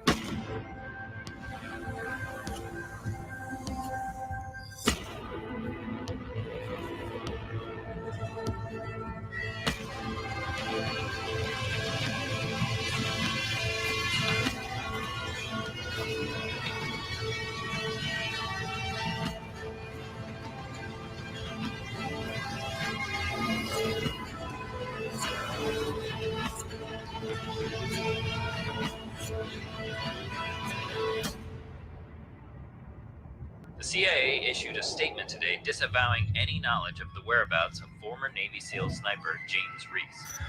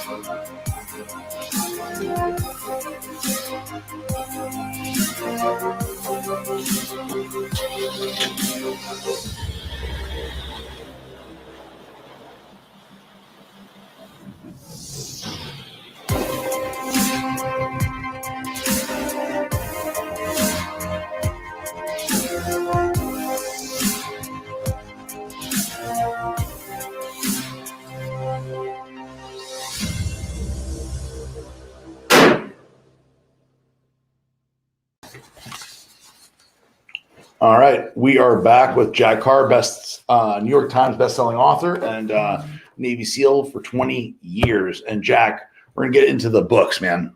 So I have read. I'm almost done. I wish I was trying very hard to finish the third book before tonight, and I'm very close, but I'm not 100% done. And No worries. You over? He's done. yeah, He's so like- that's it. Bye. But man, I love Terminal List, and I didn't know really anything about you other than that you were a SEAL, and that a few of the people that I'm friends with knew you and had worked with you and said good things. And I said, well, one of the things that SEALs aren't too happy about is books, right? But the thing that was really interesting was that a lot of people were happy about your book, and they thought that it was cool and they're excited for you. So let's start with that. Like, there's a lot of books out there written by SEALs, and a lot of the community is not happy with some of them. Some are very unhappy with some of them, and then some of them are kind of like, in between. Yeah. Book, you have a lot of support. Yeah, I know it's nice. And, I knew I wanted to do this also from a very early age, but SEAL age 7. And then a little bit later, then I was like, okay, I was getting a lot of my information about SEALs, about special operations, about the intelligence community from the pages of fictional thrillers. And my mom was a librarian, so I grew up surrounded by books and this love of reading. And you can see the books behind me. I never throw a book away. And if I gift one to somebody, I'll get another one right away to replace it. So I've just always loved books. And I was reading guys probably in 5th grade is when Hunt for Red October came out by Tom Clancy. And so I read that. And then I discovered David Morrell, who created the character Rambo back in 1972 with First Blood. And he had a great series in the 80s that started off with Brotherhood of the Rose, and then Fraternity of the Stone, then League of Night and Fog, Nelson DeMille's stuff, amazing. AJ Quinnell, JC Pollock, Mark Olden, Stephen Hunter, all these guys who had protagonists with backgrounds that I wanted to have in real life one day. And I just loved reading. And I knew that one day after my time in the military that I would then write thrillers. And so that was my plan. It was just boom, be a SEAL, want to do that. And then eventually at some point write thrillers. So I knew exactly what I was going to do. But but even so, because before I went in, Richard Marcinko's book had come out a few years before, and I thought it was fantastic, right? Because there wasn't that much, like you said. There was a few mentions here and there. There was a couple of VHS or beta tapes that they had of Vietnam era SEALs, and I still have in a box somewhere. And they're talking about that stoner stuff. I just loved all that stuff so much. So when Richard Marcinko's book came out, I was like, oh, this is awesome. Because I'd read the Delta Force book by Charlie Beckwith, who created Delta Force in the mid 80s, and then early 90s, Richard Marcinko's book comes out. I'm like, oh, this is fantastic. But going into the SEAL teams, I kept my cards close. Like, I didn't go into the SEAL teams. One, it wasn't a stepping stone. There were two separate things, or I looked at them as two distinctly different things. But I also knew how some people, and interestingly enough, it's mostly and in every case, in my experience, I'm sure there's some other ones out there, but everyone that I knew that worked with him had a ton of respect for that guy. Yeah. And it was people that didn't work for them. This is a total unofficial poll, right? This is just me listening over the years. It was the people that hadn't worked with him that said all the, kind of made offhand comments or rolled their eyes or whatever else. And so because of that, I kept my cards pretty close about what I was going to do eventually after my time in the military. And then, of course, as we got a little farther along there after September 11th, then some books started coming out. There was the movie Act of Valor. Of course, that's, that was greenlit by the military, by the Navy, by Naval Special Warfare. And then some more books came out, and then there was a tipping point in there at some point where they did an all stop, or tried to do an all stop anyway, and put the genie back in the bottle. But for me, I look at it like, hey, just like anything else in life, there's going to be good movies. They're going to be not so good movies. Good restaurants, not so good restaurants. Good books, not so good books. And some of those books will be written by SEALs. And for me, growing up, I loved reading anything I possibly could by SEALs, about SEALs, magazine articles, newspaper articles, first-person accounts. And what people, I think, should realize, or my community anyway, that, hey, these first-person accounts, that's that person's perspective. Grant has his memoirs from the Civil War. That's a first-person account. And those accounts will be used later as that person's perspective, not as the end-all, be-all, not as this is how it was. That is how it was from their perspective at whatever level that they were operating at. So there's value in that. And then for me, for my kids, I look at it like, hey, I'd much rather my kids be reading a book by someone in the military talking about their experience or a mission they were on, or their entire time in, whatever it is, their perspective on something, rather than, let's say, a biography on the Kardashians or something like that. There's, I think there's value. It's hard for kids to find heroes these days. There's so many inputs. They have almost less of a choice about who they're going to look up to, who they're going to follow, because back when I was a kid, you had to search that stuff out. So I have a book over here, Bob Black Sheep by Pappy Boynton. And he was a Medal of Honor recipient. And there was a TV show about him in the late 70s, early 80s, where Robert Conrad played him, and he's a Marine fighter pilot in World War II. And I love that book. I love that show. I got to meet him before he passed away. He signed the book for me. And that's his perspective on his time in uniform. And that was extremely impactful for me, but I had to seek that out. My point being that today, with all these inputs from Instagram and TikTok and whatever else they're doing, and the influence their friends are having, like, no one influenced me other than my dad and my grandfather having served in World War II, a guy who didn't make it back. That's why I sought these people out, these heroes out, and their accounts out. And that's why I studied warfare. And today it's harder, I think, because you're so many inputs. Oh, my friend's following so-and-so. Oh, I should. Oh, they're a loud voice. Oh, that makes sense. Okay. I get it. It's just different. And you're not seeking those out like we had to in the 70s and the 80s and the early 90s. So that was a long answer to your question about books and the SEAL teams, but I think it helps also that these are fiction. And so this is not my perspective on a mission or on my time in uniform. I'm not trying to go back in the memory banks and remember what it was like in Ramadi 05, 06, or whatever else. This is fiction. And I think people also sense that it's a passion, and it's something that I was going to do no matter what, or no matter who disapproved of it. I love writing. I love creating. I've wanted to do this since I was a little kid. I've been thinking about it since then. And the third novel is actually the one I wanted to start with. It's a tribute to The Most Dangerous Game by Richard Connell, which was a 1924 short story that I read in 6th grade. And I knew that one day I'd write a thriller that paid tribute to that short story. So I think it also helps that it's fiction and it's not me trying to go back, because everyone has a different perspective.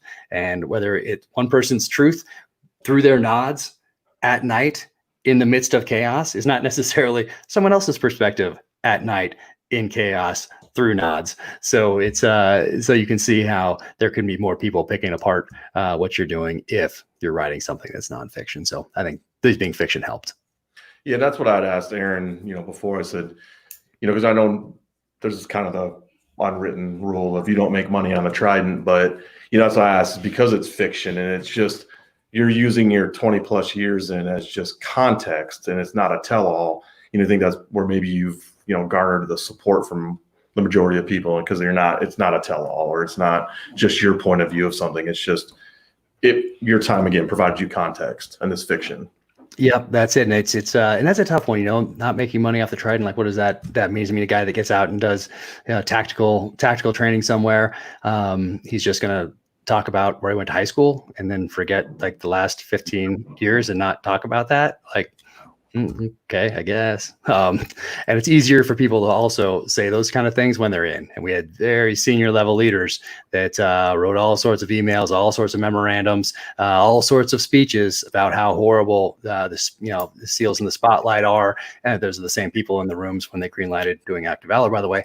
But as soon as they got out, have PowerPoint presentations as they go around giving leadership talks that have them a lot of times for those senior level guys in very clean uniforms taken behind the gates of a fob, where they are essentially making money off the Trident for things that they did not do.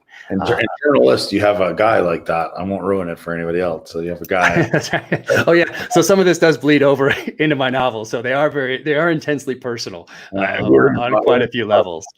So making money off the Trident, I have to make a point on that. I'm not going to mention the name of the team guy who had a big argument with another team guy, which is not that unusual, believe it or not. That the other team guy who was very critical of him making money off the Trident was a very prominent, I don't want to give the guy away. So he was in a very important role in business. And in his office, he had obviously memorabilia everywhere, Trident everywhere, all his, his medals. He had everything everywhere, right? All over the walls of his office. And he was critical of the other guy, saying you're disgraceful because you're making money off the Trident. But he's in this very high-powered office. Everything, the whole office is filled with the Trident, right? Basically stuff with the Trident. And I found that very interesting that he was so critical. It's like, well, everybody comes into your office is seeing all this stuff, right? That's a big deal because you're in a very high position in a financial institution.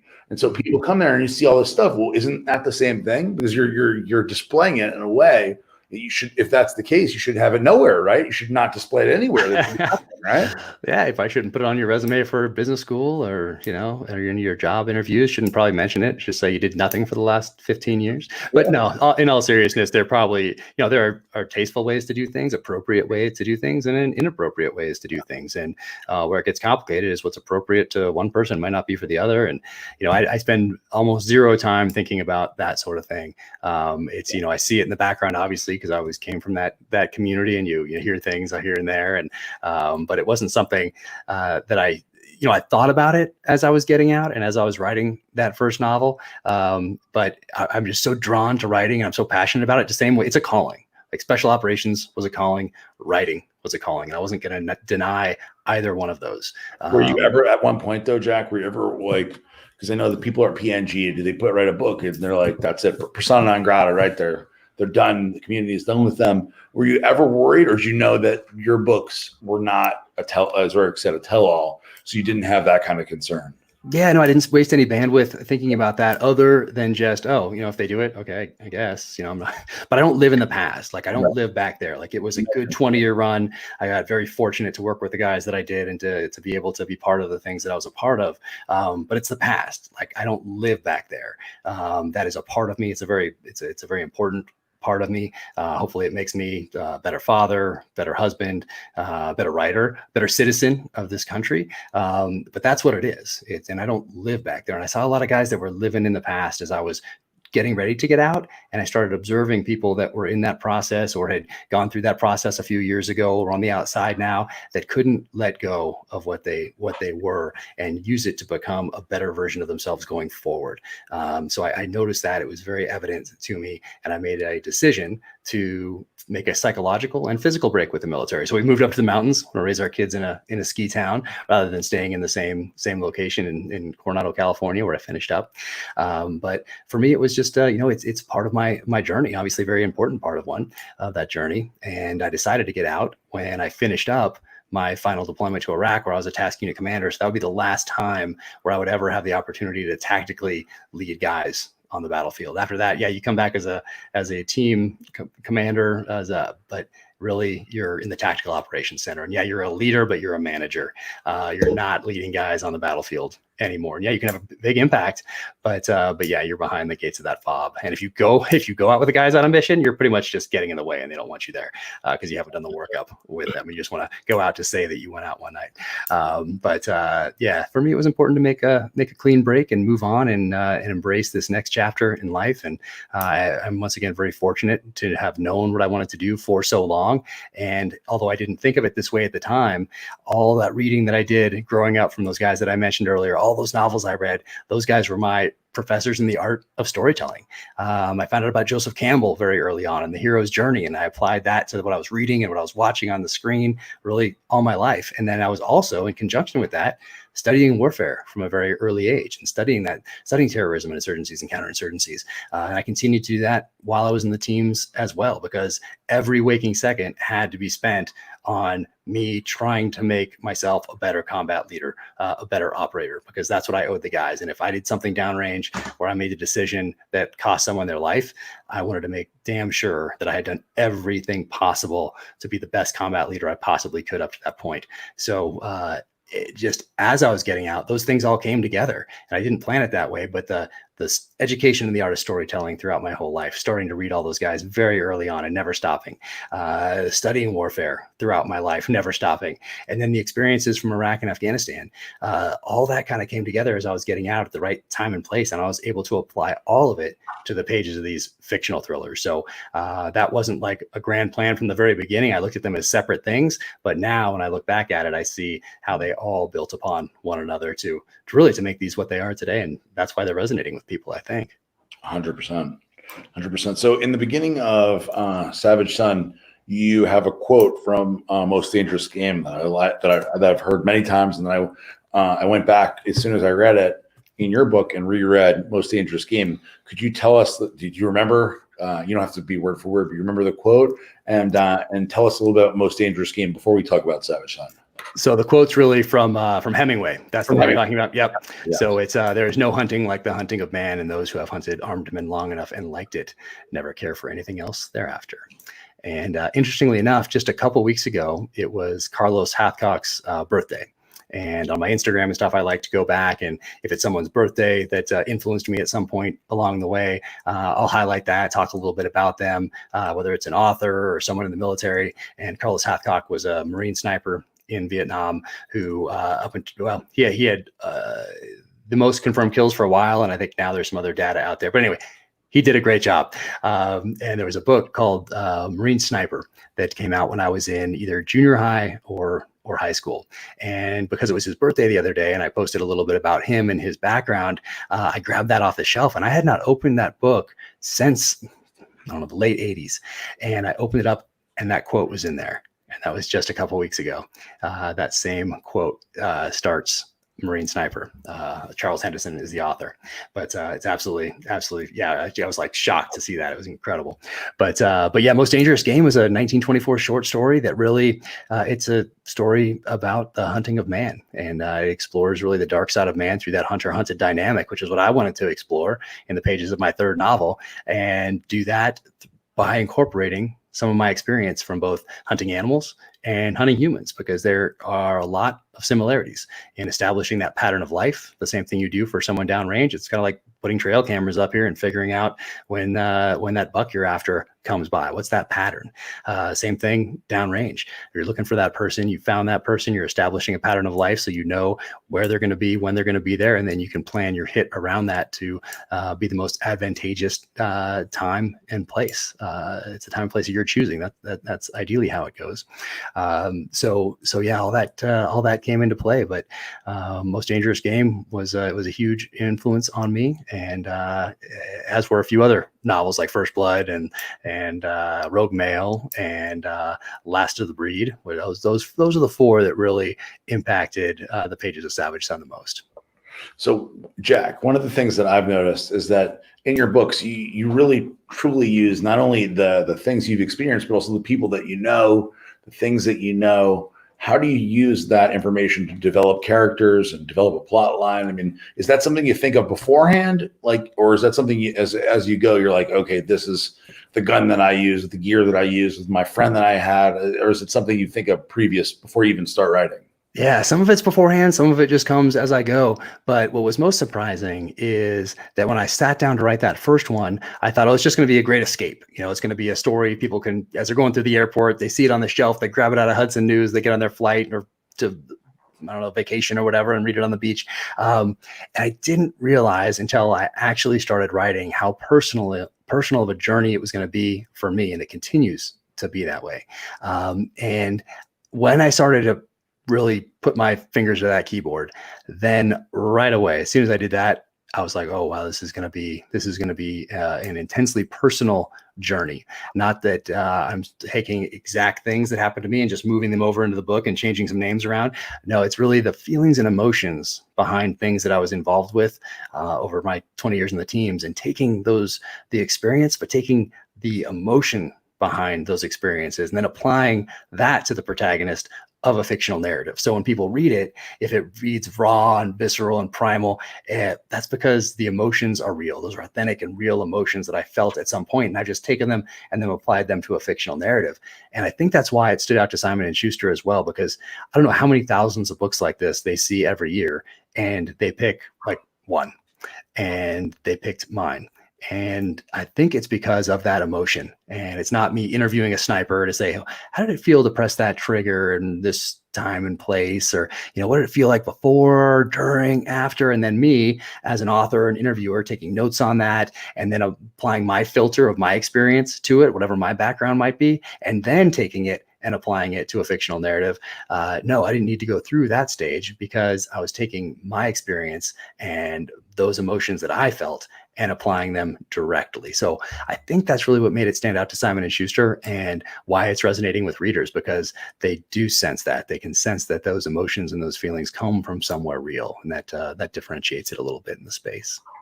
Jack, so you mentioned it being from personal experiences, and you mentioned being cathartic and therapeutic.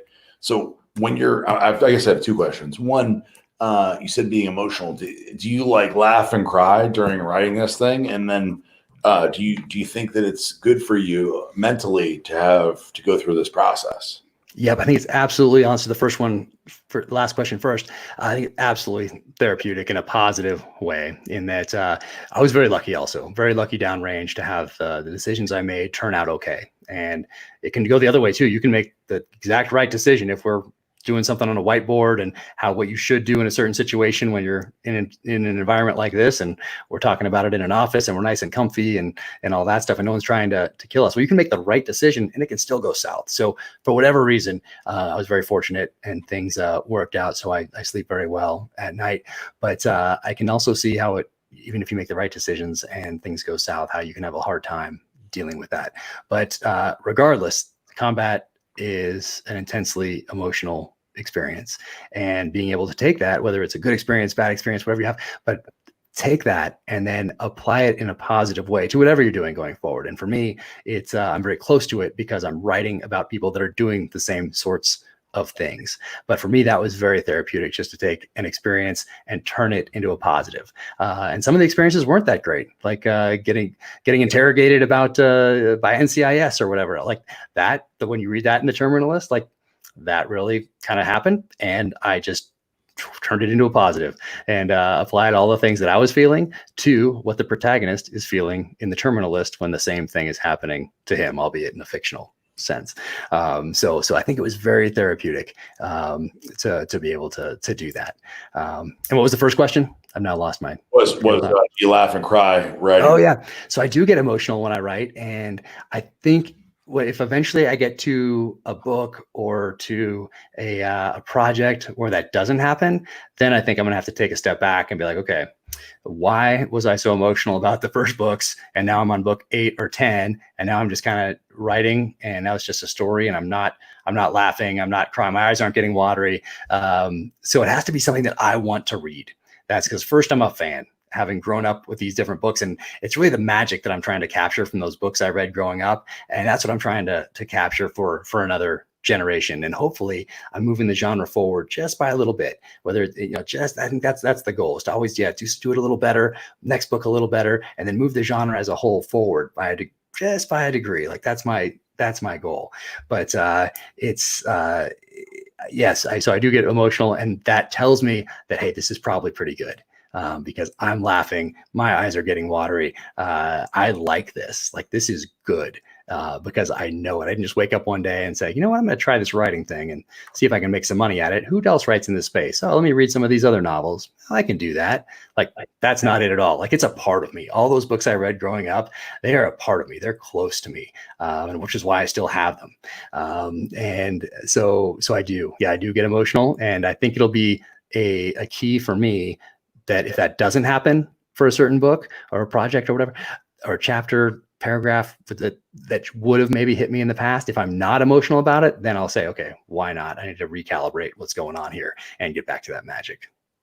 Yeah, it's almost like then it just becomes a job, right? You're just doing this job to make money or whatever, and then you're probably not going to be nearly as good at it if you just doing a job, right? I mean, that's how it is for us. If we don't give a shit about what we're doing, it's just about making the sale and selling the next supplement, and that's what it's all about, to add money to the bank account.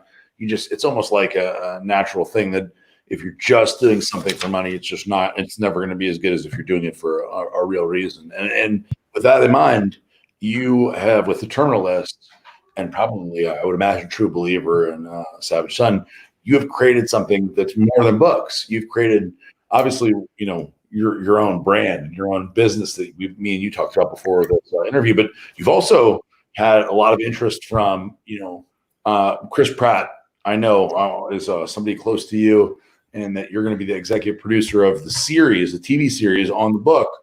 What does that mean to you, and where is it going to go after this? Yeah, so crazy. So even growing up, like, I always thought, yeah, I'm going to write these novels. They're going to get picked up by a major New York publishing house. They're going to be movies, or later on, like, oh, maybe a series on Amazon.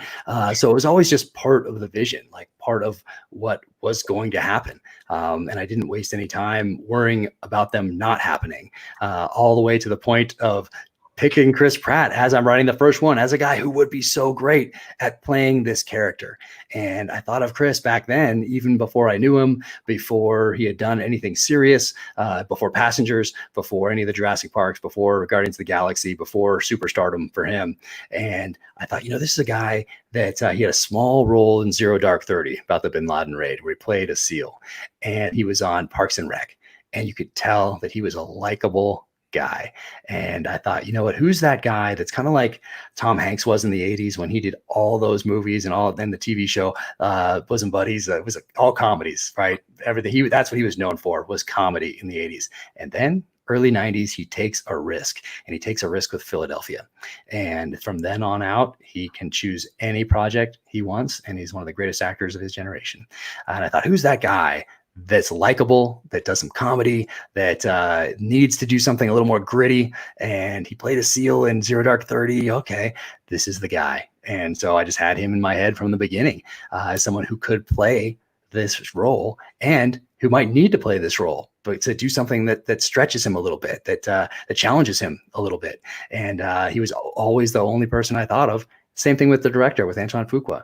I thought, who's the best guy to direct this? And that's all I thought about. That's the director. And now they're both doing this, and both incredible guys. And of course, Antoine Fuqua got Oscar for Training Day, did Tears of the Sun, did Shooter, which was awesome, based on the book Point of Impact by Stephen Hunter, did Magnificent Seven. So we'd already worked with Chris in the past, did the Equalizer movies, just a fantastic guy. So it's in good hands. And I feel extremely fortunate. So you brought up all this stuff that you had thought of and everything. So visualization, when I was a kid, the first person I really heard of doing anything like that was Arnold Schwarzenegger. And he would look into the mirror.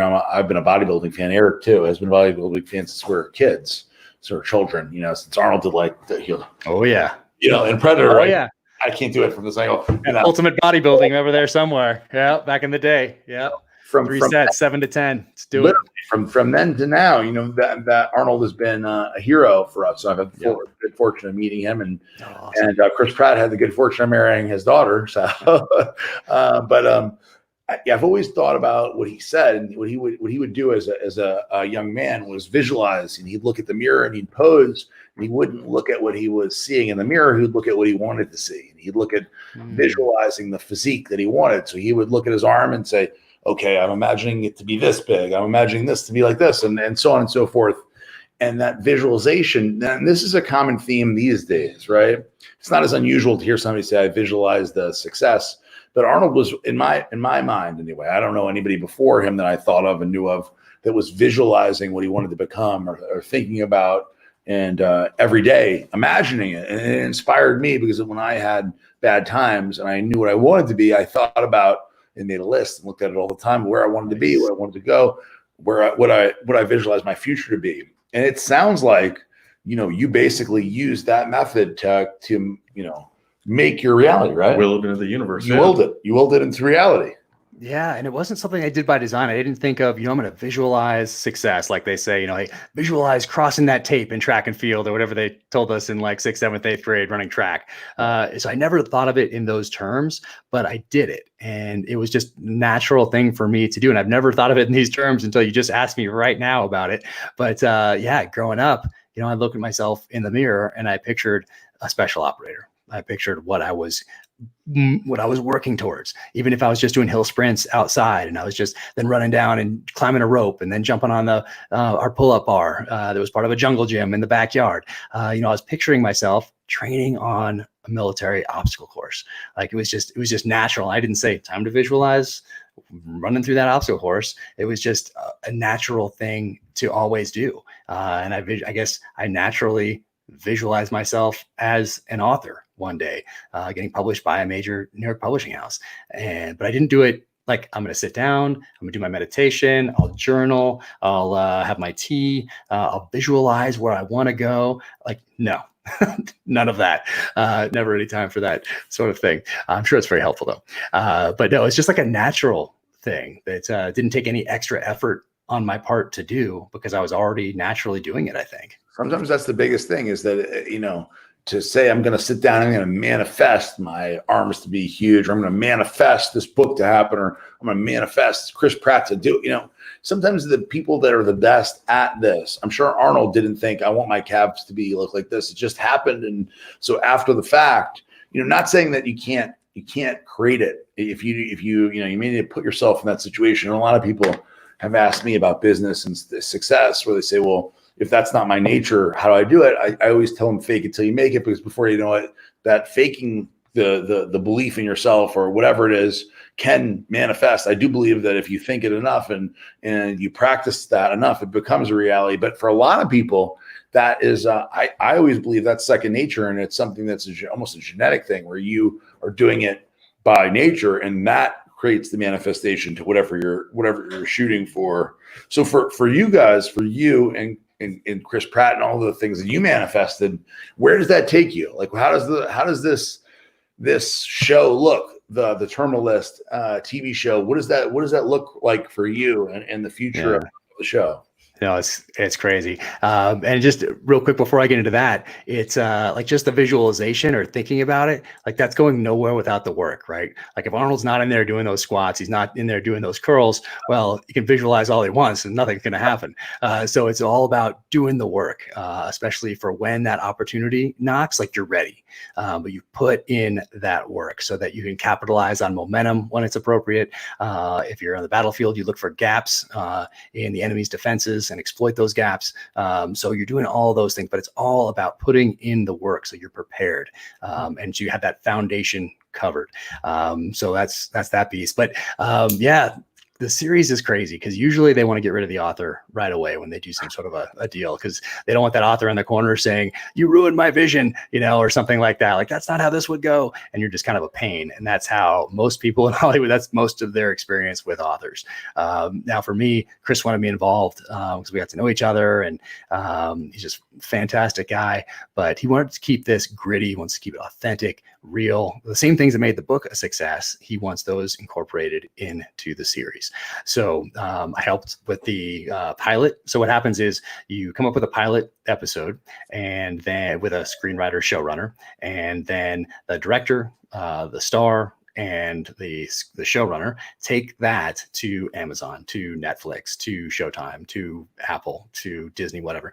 And then they do their pitch. And so that's kind of how that goes down. So I was intimately involved with that pilot episode, and it's awesome. Like, it could I'm so happy. And the way they wanted to take it was to be more of a psychological thriller, which I think is a great way to tell this story. So instead of just political thriller or action movie, whatever, a psychological thriller, in that the protagonist, James Reese, played by Chris, is not a reliable storyteller because of the drugs the government has given him, because of TBI, traumatic brain injury, post-traumatic stress. Like, these things are all weighing. And so in visually telling a story, the audience can't tell if his memory is legit, if it was a real memories or not. And that's the direction that they took it as far as visually telling the story. And I think it's amazing. So right now it's sold to Amazon, and Amazon, it'll be a 8 to 10 part series. And we're starting to, they have the writer's room together. Of course, it's all via Zoom now. So now they put the writer's room together, which is like, I think about 8 people. And then, yeah, I advise on those scripts, and they send them to me, and I'll take out the red pen and send them back and see if we can make this the best it can possibly be. But it's, I feel very fortunate to be involved, and I'm learning a ton. It's awesome. It's awesome. So I'm a humongous reader, a voracious reader, and, you know, I do my best. You know, Eric and I are very busy here with the business, and it seems like I have 3, like I said, I have 3 little kids. He's got 2 kids. And so we're very busy, but I do my best to read an hour or 2, more like an hour lately, every night. Nice. And I do my best. I have a few books that I'm reading at any one time. For you, so what's something surprising that, I mean, maybe a tip that you have for people out there, or something that you love that you think people should read? And also the most surprising thing, like, do you love like romance novels or something? You know, something like with Fabio on the cover. Is there something people are like, whoa? No, it's great. But interesting you ask about that. There's a romance novelist named Desiree Holt that she's been such a great supporter. And in her last 2 books, she's written a paragraph about how I inspired a character in a couple novels. So if people are interested, they can go look up Desiree Holt. She has a ton of books out there like that. But yeah, not my it's not really my usual genre. But yeah, the book that I recommend the most and that impacted me probably the most is this one right over here. Grab it. It's Once an Eagle by Anton Meyer. And this is really, it's a historical fiction, but it's also a case study in leadership. And it follows 2 guys from pre-World War I up until Vietnam. And one's enlisted, one's an officer. And in World War I, the enlisted guy gets a battlefield commission because of his actions. And the political guy throughout the story is always just like one step ahead of the guy that has a battlefield commission. But it's a fantastic book. It's kind of thick, so you can use it as a weapon or a doorstop if you need to.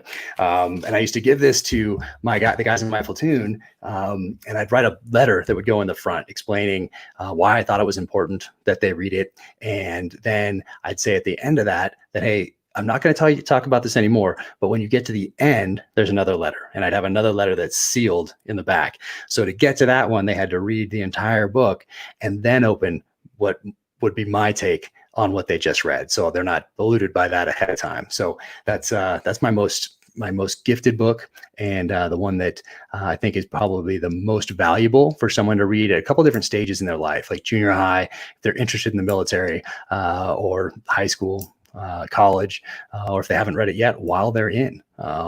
People who are in have not read this, don't delay. So that's my favorite. What about a 40-year-old business owner? Absolutely. Yep. I've gifted it to many business owners out there since I've gotten out, and yeah, it does take some investment of time, though. It's a serious undertaking. It's okay. I haven't read it. Anton should thank you. Anton's reaping the benefits of your recommendations and gifting, huh? Well, his estate it was written in 1968, and it's more like an anti-war novel almost if you read it through the lens of when it was written, and you apply that to the narrative as you're going through. But yeah, it's fantastic, and it might not. I don't know. Your conclusion at the end. There's a couple different ways to look at it, and that's what my letter was all about at the end. So two more questions, and we're going to let you go, Jack. And we'll go to the next one. The Joe Rogan show. So Joe Rogan is like the biggest thing ever at this point. I mean, you know, we talked about him on the first episode of this show 2 episodes ago. It wasn't that long ago. Was about him moving to Spotify and how big a deal he is. And I've seen him live twice. We're supposed to see him live a third time. We have a suite at the BB&T Center that Redcon does. we're all excited to go see Joe and bring all the the cool thing of the suite is that we bring employees, so it's more like a team building thing usually, and we have all the events. It's really awesome, or it was awesome anyway. It's been a little while back there. but eventually we'll be back there. And I love Joe, and I think he's a great guy and very, very interesting guy. And what makes him so unique is he's cerebral. He's funny, but he's cerebral. So he's smart and he's a good thinker. And he had you on, and I wanted to hear about the experience, the Joe Rogan experience, right? And then what has that done for you? How many people actually saw it and have spoken to you since? Oh yeah, no, Joe's an amazing guy. We met each other a couple of years ago because I'm also involved in a hunting operation out in Lanai, Hawaii, called Pineapple Brothers, and he's been out there a few times for axis deer and mouflon sheep. So we've known each other for a couple of years now. We hunted here in Utah last year together for elk, and just what a fantastic guy. And once again, we circle back to that authenticity piece. Like, no one controls him. He doesn't work for CBS. He doesn't work for Fox News or CNN or whatever. Like, it's his own deal. And that's part of the deal with Spotify. It remains his own deal. No one in corporate is telling him what he can and can't do, which is why there's a gym, an archery range, and a garage and a sauna right off his podcast studio. Because there's no lawyer telling him that he can't do that. And so he does. So that resonates with people. Once again, it's that authenticity piece. Like, everybody knows, whether you agree or not, that those strings aren't being pulled by anyone or any other entity, which makes it powerful. And it's also a threat. I mean, it's a threat to established media. And yeah, he was early in the podcast game. He recognized that. He is a smart guy and just a fantastic guy. But he saw that opportunity early on and took advantage of it. And now look where he is. And look at that power that show has. And it is definitely a threat to established media, whose audiences are essentially they're dying off. And being on that show is amazing. Super cool to go out there. Of course, the whole experience is fantastic, but it introduced the books to a whole nother set, people that would never have found me or the books any other way. And kind of like before I did the podcast, like leading up to the publication of this third novel, it's not a good time. Like it's mid-April, probably the height as far as uncertainty goes surrounding coronavirus. People just didn't know personal finances, businesses, what that meant for their families, like health-wise, business-wise. It was probably one of the most uncertain weeks. And that's when Savage Son came out. So kind of ahead of that, I was like, oh man, I wish Joe would ask me on that podcast. That could help. And it didn't happen until after it made the New York Times list. Same thing with the announcement by Chris. Like, I was kind of like, oh man, I wish Chris would hold up that book like during this first week. This is an important week. This is the New York Times week. And it didn't happen. And did you call him and ask him, or did you just like sit back and hope? No, you want to do things that are appropriate and you don't want to abuse relationships. So no, I did not ask. Maybe I should have, but I don't know. I just didn't. It worked out for you. Yeah. And so now looking back, I'm so glad that I did not get, and Fox News still, for whatever reason, refuses to have me on for some reason. I don't know why, but so I didn't get on Fox and Friends, which would be a good one. Didn't have the Joe Rogan podcast ahead of time. Did not have the Chris Pratt announcement ahead of time. All three things, which would be very important to reach audiences and to get those numbers up during that first week of launch. None of them happened. And it's the height of the pandemic. So leading up to that launch, had to do a total shift, had to look at it like I would on the battlefield and say, okay, things have changed. The operating environment has changed. It's not what it was. If I remain static, this thing is not going to sell. How do I launch this in a way that's appropriate during a time when so many people are hurting? So I came up with this complete campaign plan, and Simon & Schuster had never seen anything like this.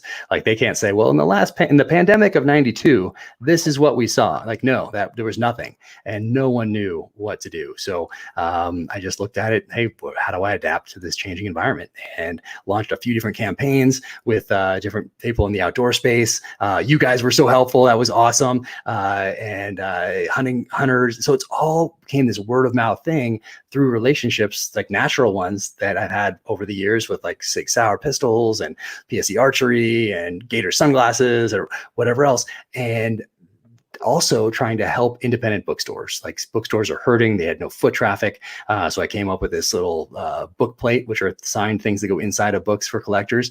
And the only place you could get them was at independent bookstores that were also adapting, trying to remain open, trying to figure out how to do home deliveries to people. They were still shipping. They were trying to reach audiences to let them know, hey, you don't have to just call Amazon. We're here too. And here is a place where you can get a signed book where there's not a book tour because of COVID-19. So I had to do a total shift as far as marketing and all the rest of it. And anyway, this was a long way of saying I'm very happy that none of those big things came in, because now no one can say, oh, you just got the New York Times list because you were on Fox and Friends, or you just got it because Rogan had you on the podcast, or you just got it because Chris Pratt optioned it. And that week he held up the book and told people it was so great. Yeah, none of that happened. So now I'm so proud of the fact that it was really a grassroots, like word of mouth effort. From hunters, from tactical shooters, readers who told a friend, whether they had one person that follows them on social media or they have 1 million people. So now looking back, I'm very happy that things worked out the way they did. Yeah, well, I mean, for us, I showed Eric here when you sent the pre-reading copy or whatever, pre-sales copy, the marketing. So I'm obviously a fan of marketing in general. I mean, I'm a student of it. I'm a fan of it.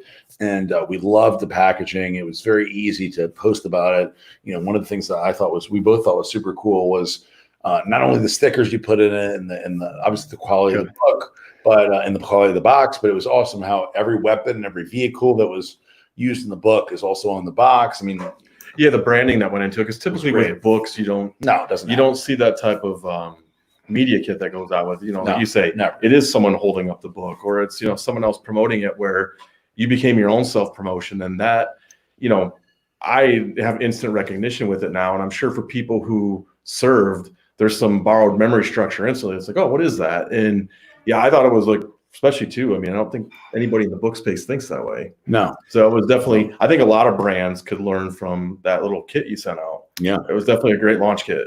Well, appreciate that. Yeah, I did it for True Believer, the second one also. I didn't do it for the first one, but for the second one, worked out really well. And I went back and looked at, okay, I sent out really those early copies in that branded packaging. And then I looked at them like, okay, this next time around, the lessons learned from that is, okay, do it closer to the actual time of launch and send out, you send out a few of those early copies like that, but then send out the hardback copies so that people are hit that first week that's so important to the New York Times list. They're seeing it from different people. So like Dom's opening it, and Katie Pavlich is opening it, and Max Theriot's opening it from SEAL Team. And it just helps. It helps other people help you. And then it became this thing that people can't get anywhere that want people. So many direct messages like, hey, can I buy one of those from you? How do I get one of those? And, it's not like that. Like I sent them out to people that have one follower, but they were like one of the first people on the bandwagon. And to that one follower, they held up the first book when no one knew who I was at all and said, this is so great. I'm so thoroughly enjoying this. And so, you know what? That person gets one. As does Chris Pratt with 28 million people. And everybody in between. But I thought of, how when I get my iPhone, I could get that iPhone in a little manila envelope. It's the same dang iPhone, but you know what? It comes in a package that it's an experience to open. And I think Steve Jobs delayed one of the computers coming out because the shade of whitish gray was a tiny bit off, and hardly maybe any people would have noticed, but he noticed, and they delayed the launch of that computer so they could get that color right. So I wanted opening these things to be an experience that people could share. And it became it's a lot of work also to address all those things and get them out there. So it's kind of crazy. It's once again, this isn't just writing. And when I started, I thought it was. As I was getting out of the military, I thought it's just writing. We're going to move up to Park City. I'll be in a cabin. I'll be writing. I'll send it to New York, and that's about it. Well, no, it's a business like any other, and it's a startup, more importantly, at this phase. And that means you have to be adaptable. You have to take advantage of those emerging opportunities, which is why my schedule is so crazy, because I wasn't at that stage yet where I could say no to things, or I could afford to miss an opportunity because I wasn't on the ball. So you have to do all the same things if you were starting a coffee shop or a supplement company or whatever you're starting. You have to do all the branding, the co-branding, the marketing, the advertising, the social media, the budgeting, and you have to have a fantastic product. Like all of those things go into it. So, and that's just fascinating to me because it's something that it's new to me. I love learning, and I always want to do something just a little bit better each and every time. So it's been a good journey. That's probably especially true for writing novels now. I mean, when I was a kid, I know I can imagine, and I don't know for sure, but I imagine that very, very few of those things were a factor. But now it's like that's a major thing, and marketing and being a brand and developing demand is part of your job. Simon Schuster's going to do this much, right? But they're not going to do everything, and it's up to you to drive demand and make it popular, make it in demand. That's right. And I look at it as they gave me a shot. They gave me a shot, and they don't owe me anything is how I looked at it. And I heard a lot of authors talking about, because you read things and you're looking online and you're hearing people talking, you're just kind of observing and figuring things out. I heard a lot of authors talking about what their publisher doesn't do for them, what their agent doesn't do for them. And I thought, you know what, these people don't owe me anything. I owe them because they took a risk on a complete unknown, and they have to allocate resources just like anything. Everybody, we have to allocate resources downline. There's 2 firefights out there. You have 1 QRF. They're in the same area. Well, who gets that? You have to allocate resources to make the most effective and efficient use of those resources, finite resources. So for me, I thought, you know what? They don't owe me a thing, and I'm going to figure this out, and I'm going to prove to them that they made a good choice. And I still think that way today. I think it's a smart way of thinking. We talk about that in our business. Our retail partners, I mean, their job is to put it on the shelf. Our job is to create all the demand to pull it off. So yeah, I think it's a great way of thinking because, a lot of people, I think they get a deal and it's like, oh, hands off the wheel. That's it. But, yeah, no, you got to be in there. And that's what people want. Like, people want that connection. And you know what? 1985, I didn't know when the next David Morrell novel was going to come out. I had no idea. Gosh, I would have loved to have known if it was going to be a year or 2 years or 2.5 years. I would love to know about his process, like how he created Rambo. How did he create this next series, Brotherhood of the Rose? And like none of that. You got nothing. So you were a lot more reliant on the publisher back then for their marketing and all the rest of it. But today, I look at it like it's my general store. Like, this is the positive side of social media is that I get to thank everyone who took a risk on me, and I act like it's a small town general store. And people coming in, if they don't act appropriately, I can use the block. Like in that small town general store, you could take them and toss them out on the street. But if someone comes in, they're asking you for directions, they're not even buying anything, you still want them to have a good experience. You want to be a good person and point them in the right direction. And you know what? Maybe as they're leaving, maybe they do tell somebody else, oh man, I went to that store. They were so great. They pointed me back to the interstate, whatever. Or someone comes in and wants to just buy a 6-pack. I try to treat people on social media the same way I would if I was behind that counter of my own shop. And that was a local general store in Midtown America. And so I kind of look at it that way. Of course, there's some negatives to social media as well, but I try to focus on the positives and in building that readership and offering something of value and not just holding up the book and saying, oh, it's book launch week again. But no, it's about offering something of value throughout that whole year. And before I post something, I always stop and think, hey, is this adding value to someone who has trusted me with their most valuable asset, which is their time? If they're scrolling through and they're following me, I owe them something. I owe them. I'm not going to waste their time. And so I say, what value am I bringing to this person that's trusted me with that time? So I try to look at it in that respect too. Yes. So Jack, before we let you go, Johnny's going to pull up a few questions from the question and answer segment. The best, Johnny, you have a lot of pressure because we went long with Jack. I know he's going to get back to book 4, but let's because he's under pressure.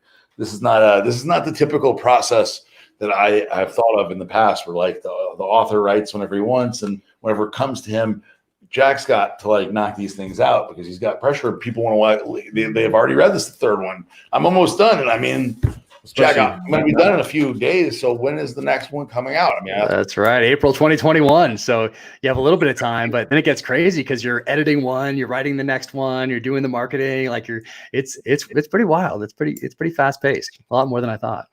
Oh yeah, I'm sure much longer than I thought. Has your family reacted to all this new instant fame? Yeah, well, I think they're kind of like, hey, I thought when we got out of the SEAL teams that that pendulum was going to swing back. So it's something I definitely struggle with is being 100, like being present when I'm actually present and not thinking about that problem I'm trying to solve on the written page that I was just in the middle of downstairs, and it's time for dinner and I got to run up, but I'm on a roll, and but wait, I'm just about to figure this problem out. The protagonist was just going to figure out how to get out of this situation, and I got to get upstairs. And then I need to figure out how to switch back to being dad, being 100% present, and then figure out how to get back down there when that time's done and flip that switch back. So it's kind of similar to being in the teams in your home.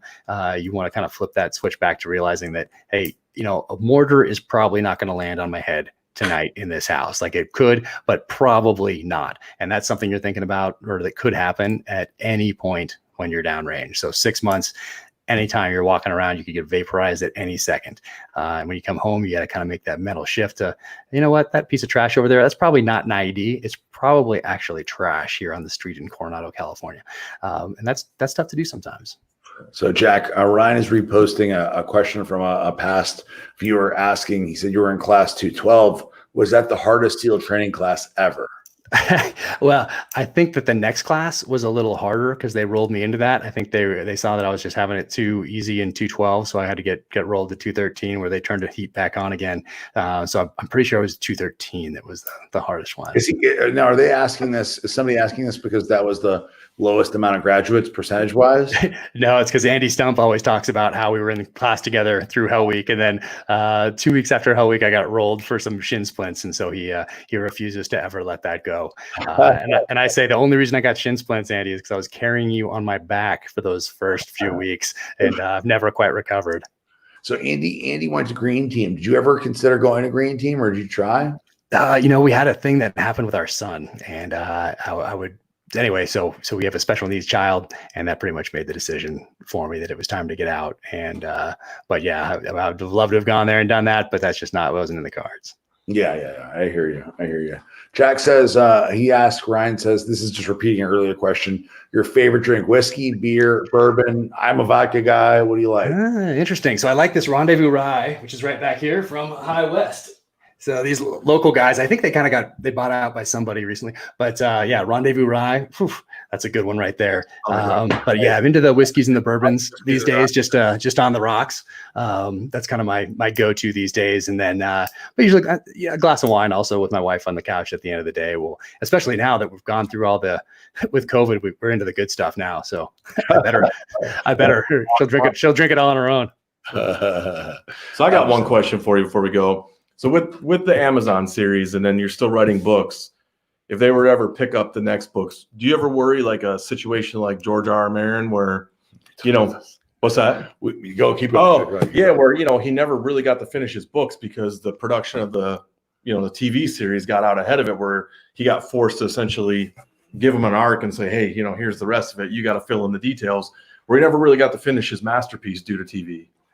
Did you ever worry about that type of situation? That they'd write a different story than you wrote, Jack? So that doesn't keep me up at night. That's that falls into the category of a very, very good problem to have. True. And I met George R. R. Martin a couple of years ago at Thriller Fest in New York, and he seemed to be okay with it. He's had a good run. He's had a great run. Hopefully he does write that last one, but who knows? Yeah, I'm good. Yeah. Exactly. So he's doing just fine. So once again, that falls into the good problems to have. I would, now that I think about it, I would love it to be in that situation one day. That would be incredible. I'll take it. Good answer. That's good. Well, look, Jack, I don't want to keep you. I appreciate your time. Eric and I have had a great time talking to you.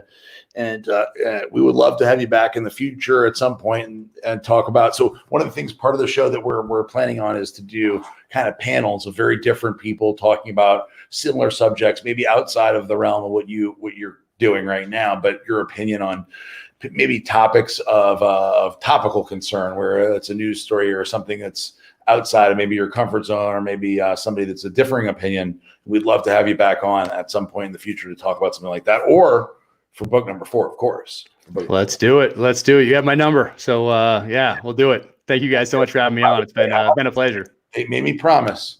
So Mikey and Sam made me say, I know what you're going to say now. If you can get away on the 28th, we will do a book signing that you will not believe at the Red Con 1 Gym for the Murph, the 15th anniversary of Red Wings. And we're going to have everybody here, and everybody from your friends to people that you've worked with, and everybody in between. And I promise there won't be any fights, no drama of all the team guys. There will be drinking. Well, shit, I can't really honestly promise, but I could say there probably won't be, and it would be a hell of a lot of fun. So I'll leave you with that. I'm no more, pressure, but I'll put it out there. Awesome. No, I'd love to do that. I remember the first time I did Murph back in Baghdad in 2006 was the first time I did it, and with body armor and working for another government agency at the time, detailed over there, and we had this awesome little separate part of the base, and that was the first time that I did that workout. So yeah, I always think about that one. These days, yeah, I might need my own little mini workout before I head out there to see you guys, because everybody that you guys are connected with are freaking monsters, animals. Concern. This is a common concern, Jack. You can come there, hang out, drink the whiskey, and sign the books. You do not need to do the Murph, because I've had. I could not. Then everybody would have something else to make fun of me for. So no, they won't make fun of you. There's a lot of them. Most of the guys do not want to do the Murph. So they want to be there to support, but they do not actually do it. So no, that sounds so great, so great. So if we don't do it this year, then we'll make a point of doing it. If doing it next year, if it doesn't work out this year for some reason.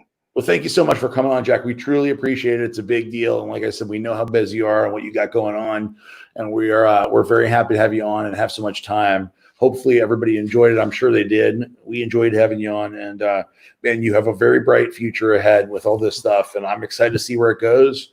To finish the third book, read the fourth book, and of course, watch the series that's coming extremely. Do you have a timeline? Will it be in 2021? I think 2021, but I don't ask too many questions. I'm kind of like just so happy to be here. I don't want to be that pain that's like, when is it coming out? So I'm just happy to be here. But I think I'm guessing 2021, but who knows? Well, the world is a weird place right now. So you would have to assume 2021, but who the hell knows? So yeah, I hope so. Fingers crossed for you that when it comes out and it's a huge hit. I'm sure it will be. The book Terminal List is fantastic, and I've told everybody and their mother, please check out Terminal List and go through the 3 books, because you won't be disappointed. Even if you don't know anything about any of this world that we've talked about, it's very entertaining. It's action-packed, and you do a great job of engaging the reader, whether they're somebody that's not part of the world, has no experience, or somebody, even a lot of the operators that I know have really enjoyed it and felt like it's realistic, even though it's obviously fiction, but it's realistic in the sense that they feel like it's like they're in it with you. And I think that's an important point, where very, very few authors out there would somebody who's in your shoes that has lived your life say, wow, that felt really real, and also entertaining at the same time, right? Yeah, that's the highest compliment that I can get. So yeah, that means a lot when those guys say things like that. So pretty cool. Hell yeah, Jack. Thank you so much for coming on. Thank you. Thank you guys. Yeah, you guys asked great questions. You guys asked me a lot of things I've never been asked before. So so well done. Yeah, appreciate it. Thanks for the time. So now that sets a high bar next to me. Come on, we'll ask you all kinds of really weird questions. Yeah, just random stuff. Perfect. Can't wait. Thank you so much, Jack. Appreciate it, buddy. Thank you. So that is it for today, Eric. We went a little longer than expected, but we had a lot of fun. We had a great time. And who is the new athlete? Very important question. Thank you for asking that. So we did not have him on tonight, unfortunately. We planned to have him on. He wasn't able to make it on tonight. He had some personal issues that prevented him. He will be on next week, and maybe we'll have a little more time with him, actually. Next week's show is going to be a panel show. We talked a little bit with Jack for a moment there. We're having some very interesting people on next week. Carl Lenore, who was the one who brought me into the fitness and bodybuilding world. We had, really honestly, he was the one who gave me the shot in the very first place about 13, 14 years ago, and gave me a chance to become who you know today. If it wasn't for Carl Lenore, I wouldn't be here. We have Sean Rosario, Gold Squadron SEAL Team 6 member, combat veteran. I think he did 16 combat tours of duty, many medals for combat valor, which he doesn't really talk about much, but he's a very quiet guy. He doesn't talk about that kind of stuff. And somebody asked me the other day, they're like, hey, it wasn't you, but we were there, where they're saying, like, you and Sean talk about a lot of the subject matter that I told you. I talked with we mentioned about talking about Don Rosso about. The truth is no, and he doesn't mention stuff like that. He doesn't talk about, very little about because he's done, I think, I would say 1,000, missions, combat missions, and hundreds and hundreds, if not thousands, of combat missions. And he doesn't talk about any of that stuff, and he just kind of keeps it quiet. And I don't really ask him either, and I don't know why I don't ask him, but I don't. I've asked him a few times about a few things, but it was also, again, like, it's hard to put yourself in your shoes and what they go through. And it's kind of one of those things is like, I feel sometimes a little disrespectful asking them some of the questions. Do you want to dig that up? And for some of the stuff you would just want to leave behind. Well, you know what? Me too. And you know what? When he's on the show, I'll do those things because fuck it. I'll do those things. So, but you're right. I don't. All right, I don't. Rosie, you know what's coming. Yeah, you get ready, buddy. So, Rosie, Sean Rosario, he's going to be on next week with Carl Lenore. Carl will be he'll probably be the one asking. Yeah, Carl will be the one to ask the questions. Yeah. And then we have potentially Jason Ho come back for our first round table. I honestly should have contacted him already, but I haven't yet. But I'm hoping Jason will be back on to talk with the other guys and us about the world. Basically, we're going to talk about the topics that are going on with the world and go over basically conversation about a bunch of topical stuff. So should be one of our first. Hopefully, we'll do our plan anyway is 3 new interesting guests and then one, kind of like topic where you have a bunch of topics where you have a bunch of interesting people with maybe different opinions talking about a lot of the stuff. So that's what we're looking forward to. Next week is that. We're also going to have on Sam and Mikey Soares who are putting on the Murph, which I mentioned to Mikey and Sam are great people who own Forged, which is an awesome clothing brand. If you haven't checked out Forged yet, you should go check it out. Mikey and Sam are also running and owners of the Murph, which everybody's heard of, Lieutenant Michael Murphy. Whether you know it or not, they're going to tell you all the details about the Murph, why people do it, why Michael Murphy is such an important figure for the SEAL team community, also for America at large. And those guys will come on next week for a little while before all the topics come on. And maybe we'll have one of those guys on too. Who knows? So to answer your question, you'll get the announcement next week. You do know it's a male, and that's about it. Yes. For a new athlete. That is it. So, Aaron, what do you think about the special? What was outside? That's Arizona. That was AZ Horzola. Horchata flavor. I don't know anything about that. No, he was suggesting it since he saw Texas. Oh, you know what? Star. So this is kind of an experiment, right? Texas is the #1 state for Redcon 1. We sell more products in Texas than anywhere else in the entire world. And so we're giving it a shot, focusing on the Lone Star State, who are very proud of being from Texas. And for me, spending a large part of my adult life after leaving New Orleans, Louisiana, and being in Texas, I can understand why they do. They're very proud people. They love America. And people in Texas are very proud to be from Texas. So we're giving it a shot and making a Lone Star Texas flavor Total War it was for Academy, which is it's really in conjunction with Academy Sports, who's one of our really good retail partners. So it's one of those things where it started off in conjunction with them, but obviously we wanted to also bring it to a broader audience through the website. Obviously with COVID, some of the store locations aren't open yet. So again, it's our biggest customer base. Yeah. So you guys in Texas, if you don't go to Academy and purchase it, which is not on the shelves quite yet, it will be very soon. You can buy it at redco1.com, and that's it. It's either Academy in the stores or at redco1.com. We are the #1 sports supplement brand in Academy. I think they have 250 locations or so. 240, 250. I think they're #2 underneath Dick's, but in Texas they're #1 all day long. So if you want to go check out Redcon 1 Texas Lone Star State Total War, go to the site right now at redco1.com. If you want to get this hoodie for free, you go to the site and spend $50 from now till Sunday night at midnight and get this hoodie for free. It's the only place you can get it. It will not be available anywhere else. So essentially, if you buy the Total War Texas bundle, this is free. Shit, you're right. Jesus, I can do math. Don't tell him. That's a lot of free shit, man. I'm almost not comfortable with that. Should we change that? We're gonna go with that. We'll roll with it. All right. All right, guys. Thank you so much for tuning in to the show tonight. We will be back next Thursday at 8 p.m. Eastern Standard Time for the next show for our first panel discussion. I promise you there's going to be action-packed. It's going to be fun, exciting, and educational. So. Oh, Johnny, what the fuck, man? Jesus Christ. All right, go. This new studio. Go on, Johnny. Go. Do it.